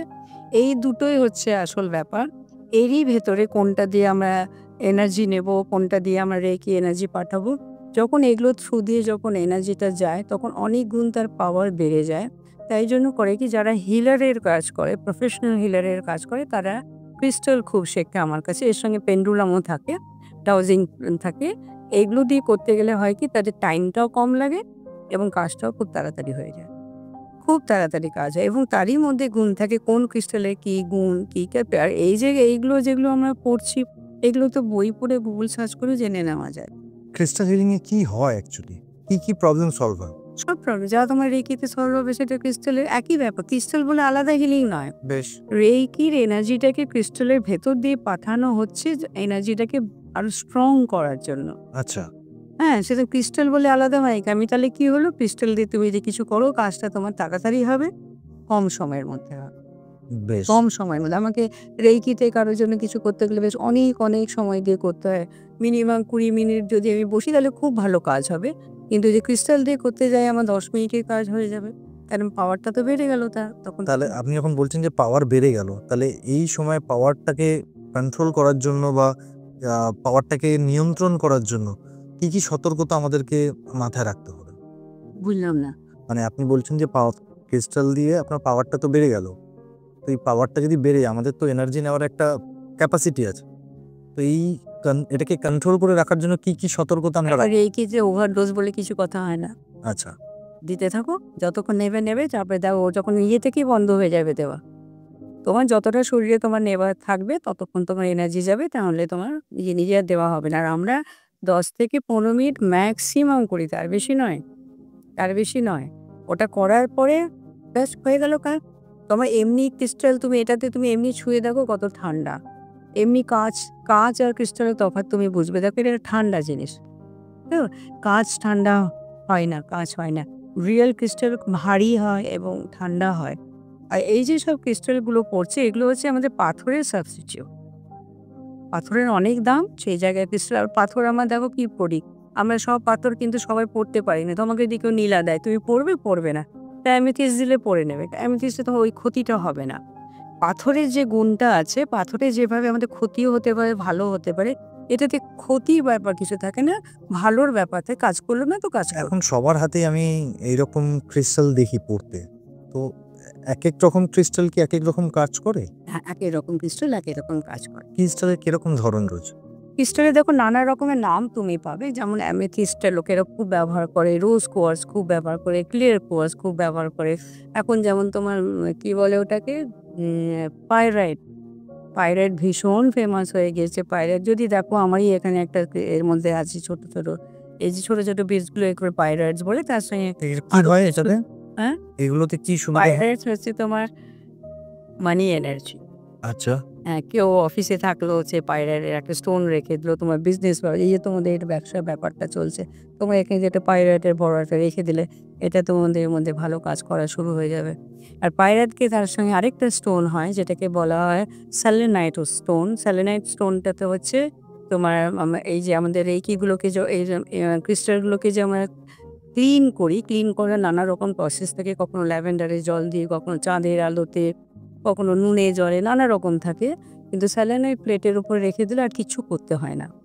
তো এইগুলো আরেকটা বলি, যদি সুবিধা হবে দর্শকদের, একটা কথা আমি বলতে চাই এখানে, যে এইগুলো বিক্রি হয় তুমি অ্যামাজনে যদি নাও ৩০০-৪০০ টাকা হবে। কিন্তু যখন কেউ এটাকে এনার্জি দিয়ে যখন পাঠায় তখন ১,৫০০-২,০০০ দাম বলে দেয়। রাইট। যারা রেকি জানে তারা কেন কেনে ১,৫০০-২,০০০ টাকা দিয়ে, আমি সেটাই বুঝি না। ওরা তো ওইটা দিয়ে এনার্জি দিচ্ছে। হাতে নিতে নেবেন, এই ওটাকে ক্রিস্টালটা ১ম একটু শোধন করে নেওয়া দরকার, মানে নুন জলে ডুবিয়ে সেটার মধ্যে, কারণ যে বানাচ্ছে তারও মাথায় তো কিছু থটস থাকে না, যে ঢুকবে। আরেকটা ব্যাপার হয় কি, ক্রিস্টালে না প্রাণ দিতে হয়। মানে তোমাকে ওটাতে একটা তোমার মানে তুমি যে পারপাসে পড়ছো, ওই পারপাসটা তোমাকে বলতে হবে। তবে তার সঙ্গে কাজ করা শুরু করো। আদারওয়াইজ কিন্তু কোনো কাজ করবে না। সুতরাং তুমি যখন কিছু কেউ একটা দিল, পড়ে নিলাম, কিচ্ছু কাজ হবে না।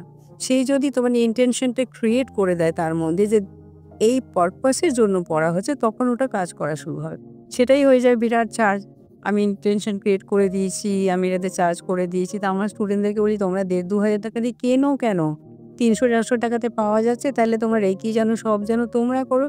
তোমরা আমি তো এটা কিছুটা স্টুডেন্ট আমাকে দেয়, আর কেউ বলতে, ম্যাডাম আপনি একটু করে দিন। তাহলে আমি কেন করব? তোমাদেরকে তো পদ্ধতি শিখিয়ে দিয়েছি, তোমাদেরকে পাওয়ার দিয়েছি। নিজেকে না অত ছোট ভাবতে হয় না। আমার কাছে যে এনার্জিটা আছে ভগবান আমাকে তো দেবে। না, আমি যখন এনার্জিটা চাইছি, আমি যতটা ভালোভাবে চাইবো, তুমি তো আমার জন্য অতটা ভালোভাবে চাইতে পারবে না। সুতরাং আমি আমারটা নিজের মতনই করব। এই যে সবাই এত টাকা দিয়ে নষ্ট করে, আমি বলছি ক্রিস্টাল কিনুন, কিনে নিয়ে নিজেকে, হ্যাঁ, ক্রিস্টালটা অবশ্য বুঝতে হবে যে অরিজিনাল কিনা, সেটাও তো মুশকিল হয়ে যায় না? অরিজিনাল কিনা জানা আচ্ছা, আরেকটা কথা শুনেছি যে ক্রিস্টাল চার্জ করতে হয়। ওই যে সেলেনাইট প্লেটে রেখে দিলে আচ্ছা, ব্যাস হয়ে গেল, চার্জ হয়ে গেল, তাতেই চার্জ হয়ে গেল। আর তুমি কিচ্ছু করতে হবে না। আর যদি কেউ প্লেট না কেনে, সে তখন নুন জলে একটু ডুবিয়ে রাখলো সারারাত ধরে, কি এরকম বাটিতে সন্দক লবণ নিয়ে, তার ওই শুকনো লবণের নুনের মধ্যেও ডুবিয়ে রাখলে ৪-৫ ঘন্টা, তাতেও কিন্তু ক্রিস্টালে হয়ে যাবে। এ মানসিক চাপ বা ডিপ্রেশন বা এক্সাইটমেন্ট খুব বেশি, এগুলো কি ক্রিস্টাল দিয়ে কমে যায়? খুব বেশি কমে না, কিন্তু কমে। কমে। এটা আমি বলব যে একদম যে সঙ্গে পড়লাম, ঠিক হয়ে গেলাম, সেটা কিন্তু হয় না। বেশ কিছুদিন পড়ে থাকার পরে আস্তে আস্তে কাজ করে। আর এই কারো কিন্তু খুব বেশি কাজ করে। আমাদের মানে অনেকে দেখি ফট করে কাজ করল। আর কাজ করাটা টাইম লাগে। চট করে ৩ মাস, বলে যে ৩ মাস কমসে কম ধারণ করে থাকো। বাঁ হাতেই ধারণ করতে হয় সাধারণত। বাঁ হাত হচ্ছে আমাদের নেওয়ার হাত। এনার্জি আমরা নিচ্ছি। ডান হাত হচ্ছে এনার্জি চলে যাচ্ছে। আমি যদি ডান হাতে ক্রিস্টাল পড়ি, তাহলে আমি এনার্জিটা নিচ্ছি না, দিচ্ছি। চলে যাচ্ছি। এটা যখন এই হাতে পড়বো, আমি এই এনার্জিটা, এটা ১ম জানলাম আমি। বাঁ হাত ইজ এ রিসিভার। হ্যাঁ, বাঁ হাত হচ্ছে আমাদের রিসিভার। সেজন্য বাঁ হাতেই ক্রিস্টাল পড়তে হয় সব। ওকে। আ ক্রিস্টাল, আপনি এইমাত্র বললেন যে মানি একটা ব্যাপার রয়েছে, মানে পয়সা-কড়ির প্রবলেম, আর্থিক। তো আমাদের মনের মধ্যে যখনই পয়সা-কড়ির প্রবলেম হয়, তখনই মনটা ওদিকেই যায়। পয়সা এই ব্যাপারটা কিভাবে ঠিক হবে? মানে কারো যখন পয়সার উপরই প্রবলেম রয়েছে, সবারই থাকে। সবারই আছে। হ্যাঁ। আম্বানিদেরও আছে। হ্যাঁ, তো সে এই ব্যাপারটাকে ক্রিস্টালে কিভাবে মেটাবে? সোজা কথা, পাইরাইট ব্যবহার করো। মানি অ্যাট্রাক্ট যদি করতে চাও, পাইরাইটের স্টোন কেনো, পাইরাইটের ব্রেসলেট পরো। বেশিরভাগই হবে পাইরাইটের স্টোন বেশ। কিনে রাখো। আর তাতে ইনটেনশন ক্রিয়েট করতে হবে, কি পারপাসে তুমি রাখছো। পাইরাইট বলছি, যদি কারোর আর্থিক উন্নতির যদি কারণে সবারই চায়, অর্থ সবাই চায়, এটা যদি কারোর কথা বলাটা খুব বড় মতন হয়ে গেল। সবাই চায়। পাইরাইটের স্টোন খুব বেশি দাম কিন্তু হয় না, একদম কালো মতন থাকে, তাতে চিকচিক করে, একদম হীরের মতো ঝলমল করে জিনিসটা। ওটা একটা স্যালেনাইট প্লেটের উপরে রেখে দাও এবং রাখার আগে ওটাকে হাতে নিয়ে তোমাকে ইন্টেনশন ক্রিয়েট করতে হবে কি পারপাসে।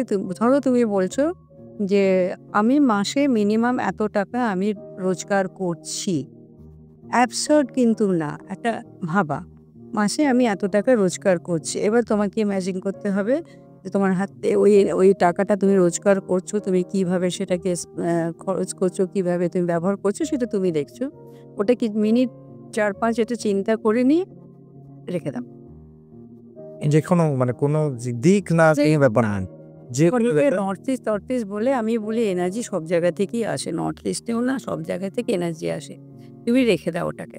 অনেকে থাকে পায়রাটে লকেট পরে, অনেকে আংটি পরে, কিন্তু সব থেকে বেশি দেখি আমি স্টোনকে রাখতে গেলে ভালো কাজ হয়। অনেকে তো শুনেছি বিজনেসম্যানদের বাড়িতে বড় বড় বড় বড় স্টোন সেন্টার টেবিলে, শোবার ঘরে, সব জায়গাতে রেখে রেখে দেয়। ভালো লাগে দেখতে। দেখতে খুব ভালো লাগে, কিন্তু অনেক এটা কি আবার চার্জ করতে হয়? ওই যে রাখা থাকলো স্যালেনাইটের উপরে, আচ্ছা, ওটাতেই চার্জ হয়ে যাবে। ওটাতেই চার্জ হয়। কিন্তু হ্যাঁ, একটা জিনিস আছে, তুমি মাসে কি দিন 15 পর পর তুমি ওটাতে হাত দিয়ে একটা বলতে পারো, উইশ করবো উইশ করাটা আবার বললে যে আমার এটাতে হাত দিচ্ছি, মানে হাত দেওয়া না, আমার দিয়ে বলে আমার এরকম প্রতি মাসে আমি এত টাকা রোজগার করছি, এটা তুমি বলবে। এটা আমি কতটা এফেক্টেড? আমি করে দেখেছি এফেক্ট। অ্যাট্রাক্ট হচ্ছে মানে হ্যাঁ, হচ্ছে যে তুমিও দেখেছো, আরো হবে অ্যাট্রাক্ট মানে হয় মানে অ্যাট্রাক্ট হয় মানে লোকের কাছে পরিচিতি বাড়ে। পার্সেন্টেজ যদি আমি জিজ্ঞেস করি, হ্যাঁ, কত পার্সেন্ট মানে কাজ করে? আমার ক্ষেত্রে তো আমি তো দেখেছি 75% কাজ করেছে। করেছে কাজ। একটা ওটা হয়, আরেকটা হয় সিট্রিন। সিট্রিন একটা ইয়েলো কালারের হয়, টোপাজ কালার হয়, সেটাও কাঁচের বাটিতে করে রেখে দিতে গেলে ওটাতেও ভালো কাজ। সিট্রিনও খুব মানি অ্যাট্রাক্ট করে। বেশ। এখন তো বেশিরভাগ লোকেদের মানি অ্যাট্রাকশনের ব্যাপার চলছে। একটা হয় মানি, একটা হচ্ছে ভালোবাসা। এই দুটো নিয়েই চলছে। আমাকে মারছে, ও বিরক্ত করছে। আগের জন্মে কে ছিল? কেন আমাকে আর ভালোবাসে না? এবং ভালোবাসে তার সঙ্গে আরেকজন কেন আমাকে ভালোবাসে? সেই ভালোবাসাটা কে ছিল আগের জন্মে? এইগুলোই চলছে। তার সঙ্গে হয়ে যাচ্ছে রোজ কোয়ার্টজ পরা। রোজ কালারের ওটা হচ্ছে ভালোবাসা। আচ্ছা, পিঙ্ক একটা ক্রিস্টাল হয়। এখন দেখবে বেশিরভাগই এইগুলোই বিক্রি হয়। পিঙ্ক চলবে আর বেশ। চলে। অনেক কিছু ইনফরমেশন পেলাম। এইবার আপনার কাছে যে জিনিসটা জানতে চাইবো সেটা হচ্ছে যে আপনি এই সবগুলো তে আপনি ট্রেনিংও দেন। আমাকে বলুন, রেকি যদি কেউ ট্রেনিং নিতে হয়, এই ট্রেনিংটা কতদিনের হয়? দেখো, রেকি ৩টে ডিগ্রি। আমি উসুই রেকির কথা বলছি। আমি উসুই রেকি করি। তাতে ৩টে ডিগ্রি হয়। First, second and 3A। তাতে হলো ফার্স্ট ডিগ্রি কমপ্লিট হলো after 21 days, any day second degree করতে পারে সে। সেকেন্ড ডিগ্রি করার পরে আবার ফার্স্ট ডিগ্রিটা কতদিনে হয়? একেক দিনে একদিনে? ২ দিন। হ্যাঁ, ১ থেকে ২ দিন। ওকে। হ্যাঁ, আগে আমি ২ দিনই ক্লাস করাতাম। ২ দিনই ক্লাস করাতাম। তখন হতো কি যে হাতে যে এনার্জিগুলো যেমন তুমি টাচ করে দেখছো, অমনি সবাইকে একেকজন ছুঁয়ে পড়তো। অন্য স্টুডেন্টরা তাদের পয়েন্টে পয়েন্টে দিত। সে ফিল করতে, আরেকজন বলতো আমাকে দেখো। এই করতে করতে অনেক সময় চলে যেত। কিন্তু করতে হতো। করোনার সময়তে যখন ওটা বন্ধ হয়ে গেল, তখন আমি বললাম তাহলে একদিনেই করাই ভালো। লোকেদের তো সময়ও নষ্ট হয় না, একদিনেই হয়। এবং আফটার 21 ডেজ তুমি সেকেন্ড ডিগ্রি করতে পারো, যে করতেই হবে তার কোনো মানে নেই। তারপরে কিছুদিন পরে আবার 3A, এটা হয়ে গেল Usui Reiki. First, second, third ডিগ্রিটা কমপ্লিট হয়ে গেল। এটাতে সে হিলিংয়ের কাজ করতে পারবে, নিজের ভালো চিকিৎসা করতে পারবে, অন্যজনের করতে পারবে, প্রফেশনাল হিলার হিসেবে কাজ করতে পারবে। তার সঙ্গে ক্রিস্টাল শিখে নিলে আরও ভালো কাজটা হয়। এবারে হচ্ছে যদি কেউ টিচার হতে চায়, তখন তাকে ফার্স্ট, সেকেন্ড, থার্ড ৩টে ডিগ্রি কমপ্লিট করতে হবে, তবে সে টিচার্স ট্রেনিং নিতে পারে। আচ্ছা। আমাদের সময় যেটা ছিল, যখন আমরা টিচার্স ট্রেনিং নিলাম, তারপরে কমসে কম ৩০ থেকে ৪০ জনকে তোমাকে অ্যাটেনমেন্ট করে দেখাতে হবে। আমাদের টিচারের ছিল, অ্যাটেনমেন্ট করে দেখাতে হবে এবং তাদের কাছে ফিডব্যাক নিয়ে দেখবো যে তুমি যে পাওয়ার দিয়েছো তাতে ওদের কত ভালো কাজ হয়েছে, শোনার পরে তবেই গ্র্যান্ড মাস্টার করাবো। এখন তো 5 দিনে গ্র্যান্ড মাস্টার হয়ে যাচ্ছে। একটা প্যাকেজের মধ্যে করে দিচ্ছে, সেই টিচারদের মধ্যে কি অভিজ্ঞতা থাকছে? সে যখন আরেকজন টিচার স্টুডেন্টকে করাবে, সে যখন কয়েকটা প্রশ্ন করবে, সেই টিচারের তো কোনো অভিজ্ঞতাই নেই। তো প্রশ্নটা করবে কোথা থেকে? এইজন্য আমি এখন রেইকির ব্যাপারটাতে আমি খুব অস্বস্তি ফিল করি নিজেকে বলতে লোকের কাছে যে আমি রেইকি জানি। মানে সবাই বলবে আমি গ্র্যান্ড মাস্টার। হুম। মানে এখানে তো অনেকগুলো ডিভিশন আছে, master, grand master, teacher, grand master. Teacher, master, grand master. আপনি কোন? আমি গ্র্যান্ড মাস্টার হয়ে গেছি। আচ্ছা। তুমি একটা কথা বলি, তুমি শুনলে অবাক হবে। আমার কাছে একটা ফোন এসেছিল বোম্বে থেকে। যে আপনার YouTube দেখে আপনাকে আমরা করেছি, সিলেক্ট করেছি। এরকম বোম্বেতে মাধুরী দীক্ষিতের কাছ থেকে আপনি সার্টিফিকেট পাবেন। আর মাধুরী দীক্ষিত আমার সম্বন্ধে কি জানে? কিন্তু মাধুরী দীক্ষিত আমাকে কেন সার্টিফিকেট দেবে? কত টাকা চাই বলুন তো? 25,000 টাকা। এটাই হচ্ছে ব্যাপার। আমি নিজের টাকায় বম্বে যাব, নিজের টাকায় থাকবো এবং মাধুরী দীক্ষিতকে দেবার জন্য 25,000 টাকা দেবো, একটা সার্টিফিকেট নিয়ে। এখন দেখুন, মাধুরী দীক্ষিত একটা সেলিব্রিটি, তার নিজের জায়গায় থাকতে পারে। আমি সেলিব্রিটি না, কিন্তু আমি আমার জায়গাতে যথেষ্ট ভালোবাসি। আমি যদি মাধুরী দীক্ষিতের কাছে আমি সার্টিফিকেট নিই, আমার স্টুডেন্টরা কিন্তু হাসবে। हेमा मालिनी के काछ থেকে আপনি নিতে চান, आप क्या बोल रहे हैं? आप माधुरी दीक्षित के हाथ से अभी सर्टिफिकेट लेना नहीं चाहते हैं? इसका मतलब हम लोग ने गलत आदमी को फ़ोन किया। हमने एकदम गलत आदमी को आपने फ़ोन किया। এইভাবে ডিগ্রি বাড়ায় লোকে আজকাল। ডক্টর হচ্ছে, রূপোর মেডেল নেবেন না সোনার মেডেল নেবেন বলুন, তাহলে তার জন্য এত টাকা, তার জন্য এত টাকা, তাহলে আমি হয়ে গেলাম gold medalist. Gold medalist, right. এইগুলো কিন্তু চলে না। এগুলোকে আমরা ঠিকভাবে মানি না। তবে রেইকি যদি সত্যি কেউ করছে, অনেক ভালো, ভালো টিচার আছে। সারা ইন্ডিয়াতে, এখানে সারা পৃথিবীতে ভালো, ভালো টিচার আছে। তখন ওইগুলো ওনারাও লজ্জা পান যে যখন 5 দিনের যখন প্যাকেজ শুরু হয়ে গেছে। তাই না? এখন লোকেরা একটু ভরসা পায় না। মোটামুটি একদিনে আপনি রেইকি শিখতে পারেন নিজের জন্য। শেখাতে পারবো না, কিন্তু শিখতে পারি বা ট্রিটমেন্ট করতে পারি। টিচার হতে হবে তোমাকে শেখানো। রাইট। এবার আমি আসছি হচ্ছে আপনার ক্লিনিক্যাল হিপনোথেরাপি। ওটা তো বললাম, ফার্স্ট লাইফ ট্রেনিং। না, ওটা কতদিন সময় লাগে? ক্লিনিক্যাল আমি শেখাই না। ক্লিনিক্যাল হিপনোথেরাপিটা আমি শেখাই না। পিএলআর আপনি হ্যাঁ, আমি ফার্স্ট লাইফে ট্রেনিং দেওয়া। আমার মনে হয় কলকাতাতেই বোধহয় ১ম, না হয়তো আরও শেখায়। কিন্তু আমি যখন শিখেছিলাম সেটা কিন্তু আমি আমি নিজে শিখেছিলাম যখন অনলাইনে শিখেছিলাম। কত বছর আগে? ৫ বছর হলেও কিন্তু খুব প্রবলেম হয়েছিল। কেননা অনলাইনে তো শিখলাম, প্র্যাকটিস করাবো কাকে? ৫ বছর বলতে যদি আমি বলি, একদম করোনা যখন শুরু হলো, কোরিয়া। 2019। হ্যাঁ, করোনা শুরু হলো, সারা পৃথিবী বন্ধ হয়ে গেল। কিচ্ছু করার নেই, হাতে প্রচুর সময়। আমি ভাবলাম যে করোনা যখন শেষ হবে তখন একদম ঝাঁপিয়ে পড়বো, তার আগে কিছু শিখে নিই। তখন আমি অনলাইনে শিখলাম ভালোই, কিন্তু ট্রেনিং প্র্যাকটিস করবো কার উপরে? কখন তো কুকুর বেরোলো বাড়িতে ঢুকছে না। কি করে কার উপরে প্র্যাকটিস করি? ফোন করে স্টুডেন্টদেরকে দিয়ে, আমার মা ঝাড়খণ্ডে, আমি সব ব্যাপারে মার ওপরেই আমি এক্সপেরিমেন্ট মার ওপরে চালাই। আর আমি তো ভাবতে পারিনি যে আমি দেখাতে পারবো। আর একটা কথা শুনে তুমি বিরোধ অবাক হবে, আমি কত লোককে যে পাস্ট লাইফে নিয়ে গেছি তার ঠিক নেই। ট্রেনিং আমি ২০-২২ জনকে দিয়েছি।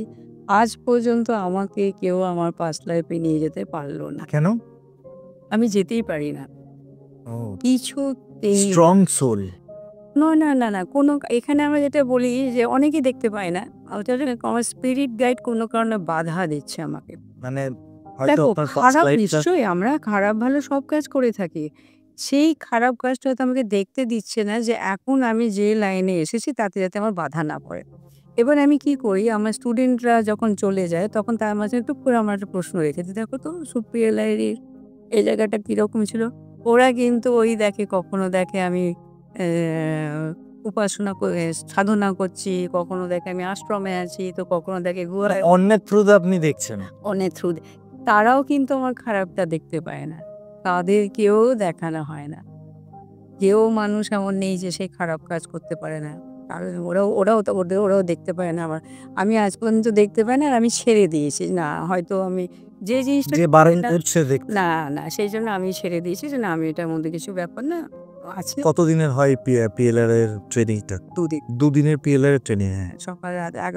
সকাল ১১টা থেকে ৬টা পর্যন্ত টাইম দিই। কিন্তু ৭:৩০ ৮টার আগে বেরোতেই চায় না। এমন হই শুরু করে দেয় ওরা। কতজনকে একসাথে ট্রেনিং দেন আপনি? আমি ঠিক করে রেখেছি ৬ জনের বেশি আমি দেব না। কেননা আমার হল ঘরে যতটা ক্যাপাসিটি আছে ওখানে আমি যদি বেশি নিতে শুরু করি আমি অ্যাটেনশন করতে পারব না। কারণ গতবারই আমি ৬ জনের করলাম যখন আমি ১ম বার ৬ জন করলাম গতবারে। এই আমার ২৮-২৯ তারিখে ক্লাস আছে সেখানেও ৬ জন এলো। অন্যদেরকে বলেছি পরের মাসে করবে। কারণ প্রত্যেকের উপরে হয়তো এখানে করছে, একে অপরকে দেখানো হচ্ছে। ওখানে কাউকে একটা করছে, দূরে আরেকজন করছে।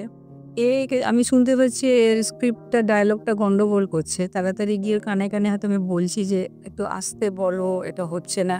করতে ওইদিক থেকে বলছে, "ম্যাডাম তাড়াতাড়ি আসুন।" উনি চলে গেছেন। আমি বুঝতে পারছি না কি হয়েছে। হ্যাঁ, করতে আরেকজনকে দেখছি ভীষণ কাঁদছে। তখন আমি পুরনো ১-২ জনকে ডেকে নিয়ে আসি। "তোমরা একটু সামাল দাও।" তখন ওরা গিয়ে ভালো সামাল দেয়। সেদিন একটা ঘটনা ঘটলো।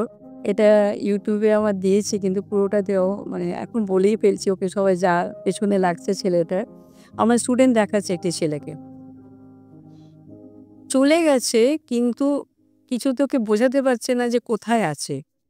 আমি ছেলেটাকে বলছি, "তুমি তোমার পায়ের দিকে তাকাও। দেখতে পাচ্ছ?" "না, আমি কাদা দেখছি। খালি কাদা, মাটি।" আর কি রঙের কাদা? মাটি যেমন কাদা হয় কাদা। আর আগে পাশে কিছু দেখতে পাচ্ছেন? না কিছু দেখতে পাচ্ছি না, খালি কাদা দেখতে পাচ্ছি। অনেকক্ষণ চেষ্টা করছি করে গেলাম। আমাকে তো দেখাতে হবে যে আমি নিয়ে গিয়ে ওকে বের করব কি করে? ঘটনাটা কি? তখন আমি বললাম, "আচ্ছা দেখো তো আর কি দেখছো তুমি?" "গাছ, গাছ দেখছি, গাছের পাতা দেখছি, আকাশ দেখছি।" আমি এখনো হাত পা কিছু দেখতে পাচ্ছ না? না, "তুমি কি পোকা?" বলে, "হ্যাঁ, আমি পোকা।" "আরে তুমি কি খাও?" "কাঠ খাই।" আর যেই বলেছে কাঠ খায়, এবার অন্যরা না সব মুখ টিপে হাসতে শুরু করেছে। কেউ বলছে কাঠঠোকরা, না কাঠঠোকরা নয়, ও ঘুন পোকা টাইপের কিছু একটা হবে। কাঠ খায়। ও মাটির কাছে আছে, মাটি ওর কাছেই হয়তো মাটি, কাঠ খায়। তারপরে ও যখন উঠলো, ওঠার পরে ও সবার করা শুরু করে দিল। পোকা, পোকা, পোকা দাদা, পোকা দাদা ওকে সব বলতে শুরু করে দিল। এবার বলছি, "ম্যাডাম আমি মনুষ্য জন্ম দেখতে চাই, আমি পোকা, আমাকে মনুষ্য জন্ম দেখান।" তাহলে সেটা তো আছোই তুমি। নেক্সট ডে আবার যখন সেশন শুরু হলো, স্টুডেন্টদেরকে বললাম, "তোমরা একটা কেউ দেখাও ওকে।" ও দেখলো একটা গরিব বাড়ির ছেলে ছিল, হ্যানা ছিল। তখন ওদের এখন ছেলেটা এই ২৪-২৫ তারিখে ট্রেনিং নিল। এর মধ্যে ১০ জনকে দেখিয়ে ফেলেছে ও বাড়িতে গিয়ে। ম্যাডাম লাস্ট কোয়েশ্চেন, পিএলআর নিয়েই করব। আমি পিয়ালি ম্যামকেও করেছিলাম, আপনাকেও করব। এমন কোনো কেস হয়েছে আপনার কাছে? এমন কোনো পেশেন্ট এসছে যে আ আমাদের প্রাগৈতিহাসিক যুগের আ লোকজন ছিল? ১২০০ সালের আমি দেখেছি। সেটা প্রাগৈতিহাসিক যুগের না। মেয়েটা বলল, "আমরা জঙ্গলে মানুষ, জঙ্গলে থাকি। আমরা পিগমি, ছোট, ছোট মানুষ আমরা। তো আমরা জামা কাপড় পরি না।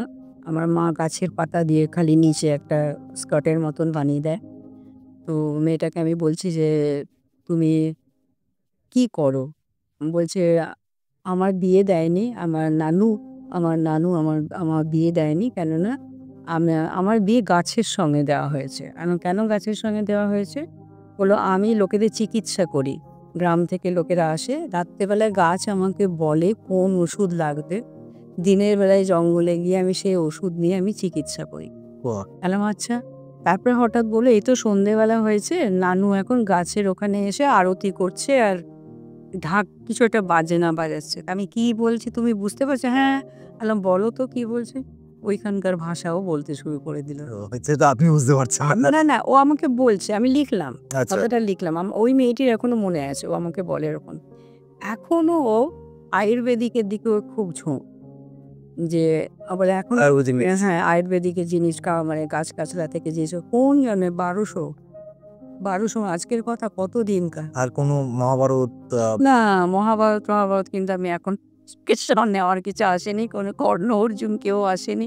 এখনো জানি না কর্ণে যেমন কিছু? কেউ না নিজের একটা স্পেসিফিক প্রশ্ন নিয়ে আসে। সেটার উপরেই চলে। একদিন এই কদিন আগে আমার কাছে একজন বলেছিল একটা কিছু প্রা অসুখ নিয়ে তার জিভে টিউমার হয় ভদ্রমহিলার। কিছুদিন ঠিক হয়ে যায় আবার হয়। ডাক্তার বলেছে কোনো রকম প্রবলেম নেই। তো আমি একটু ব্যস্ত ছিলাম বলে আমার নতুন যারা স্টুডেন্ট তাদেরকে আমি বললাম, "তোমাকে আমি দিচ্ছি তুমি এটা করো। দেখো তুমি কিরকম।" ও করলো করলো অনলাইনে। বলল ও দেখলো যে ছোটবেলায় ওই ভদ্রমহিলা একটা বয়স্ক, ভীষণ বয়স্ক একজন লোক, বৃদ্ধ ভদ্রলোক ছিলেন। দেখছি ও একটা মাঠে দাঁড়িয়ে আছে, কিছু বাচ্চা খেলছে ওখানে। ওই যে খেলছে ওখানে, সেখানে একটা বড় বিষধর সাপ যাচ্ছিল। তো উনি ভাবলেন যে সাপটা তো বাচ্চাটাকে কামড়াবে। তখন এই ভদ্রলোক মানে লাঠি দিয়ে, বা বলতেও খারাপ লাগছে, মানে মুখে আঘাত করে মেরে ফেলে সাপটাকে জলে ফেলে দেয়। জিভে আঘাত হয়েছে। ও হয়তো সেই সময়তে মৃত্যুর সময়, দেখো আমরা বলি ওদের তো জন্তু জানোয়ার, কি ওদেরও তো কষ্ট, ওদেরও তো অনেক মজে থাকে, ও হয়তো কিছু একটা বলে হবে। তো আমি যেটা শুনলাম আমার স্টুডেন্টের কাছে, ও বললো, ম্যাডাম আমি কিন্তু এটা রিভার্স করে আমি ক্ষমা চাইছি, সাপটার কাছ থেকে আমি ক্ষমা চাইছি। আমি দেখো, যদি দেখো যে ভদ্রমহিলার কিছুদিন পরে টিউমারটা হচ্ছে না, তাহলে বুঝবে যে নিশ্চয়ই কাজ হয়েছে এটাতে, মানে হবে, আমি জানি হবে। কেননা ভদ্রমহিলা নাকি বললেন যে আমি অনেক দিন পরে আরামে ঘুমোলাম, অনেক শান্তি পাচ্ছি মনে। তার মানে ওর মধ্যে একটা কোনো কষ্ট ছিল, ওর আদার্স আরও অনেক প্রবলেম ছিল, তার মধ্যে এটাও একটা বিরাট প্রবলেম ছিল। অসংখ্য ধন্যবাদ ম্যাডাম। অনেক কিছু জানলাম, অনেকগুলো টপিক নিয়ে আমরা আলোচনা করলাম। এসব গল্পের আর শেষ হয়নি, বলতে থাকলে একটা বলতে গিয়ে আরো অনেক কিছু বলতে পেরেছি। সময়ের একটা থাকে, সেই সময়ের মধ্যে আমাদেরকে শেষ করতে হয়। তো অসংখ্য ধন্যবাদ, খুব ভালো লাগলো। আমার মনে হয় দর্শকরা অনেক কিছু শিখবে, এবং আমার মনে হয় যদি কেউ শিখতে চায় আপনার সাথে কন্ট্যাক্ট করবে। আমি আপনার নাম নাম্বার দিয়ে দেবো, আপনি একবার দেখে নেবেন, কথা বলে নেবেন। ধন্যবাদ, থ্যাংক ইউ। সবার ভালো করুন, তো সবাই ভালো থাকুন। তুমিও ভালো থেকো। আচ্ছা, তোমার যে প্রবলেম মেজাজ আমি ঠিক করে দেবো, চিন্তা করো না। Thank you. সেটা অনেক ধন্যবাদ।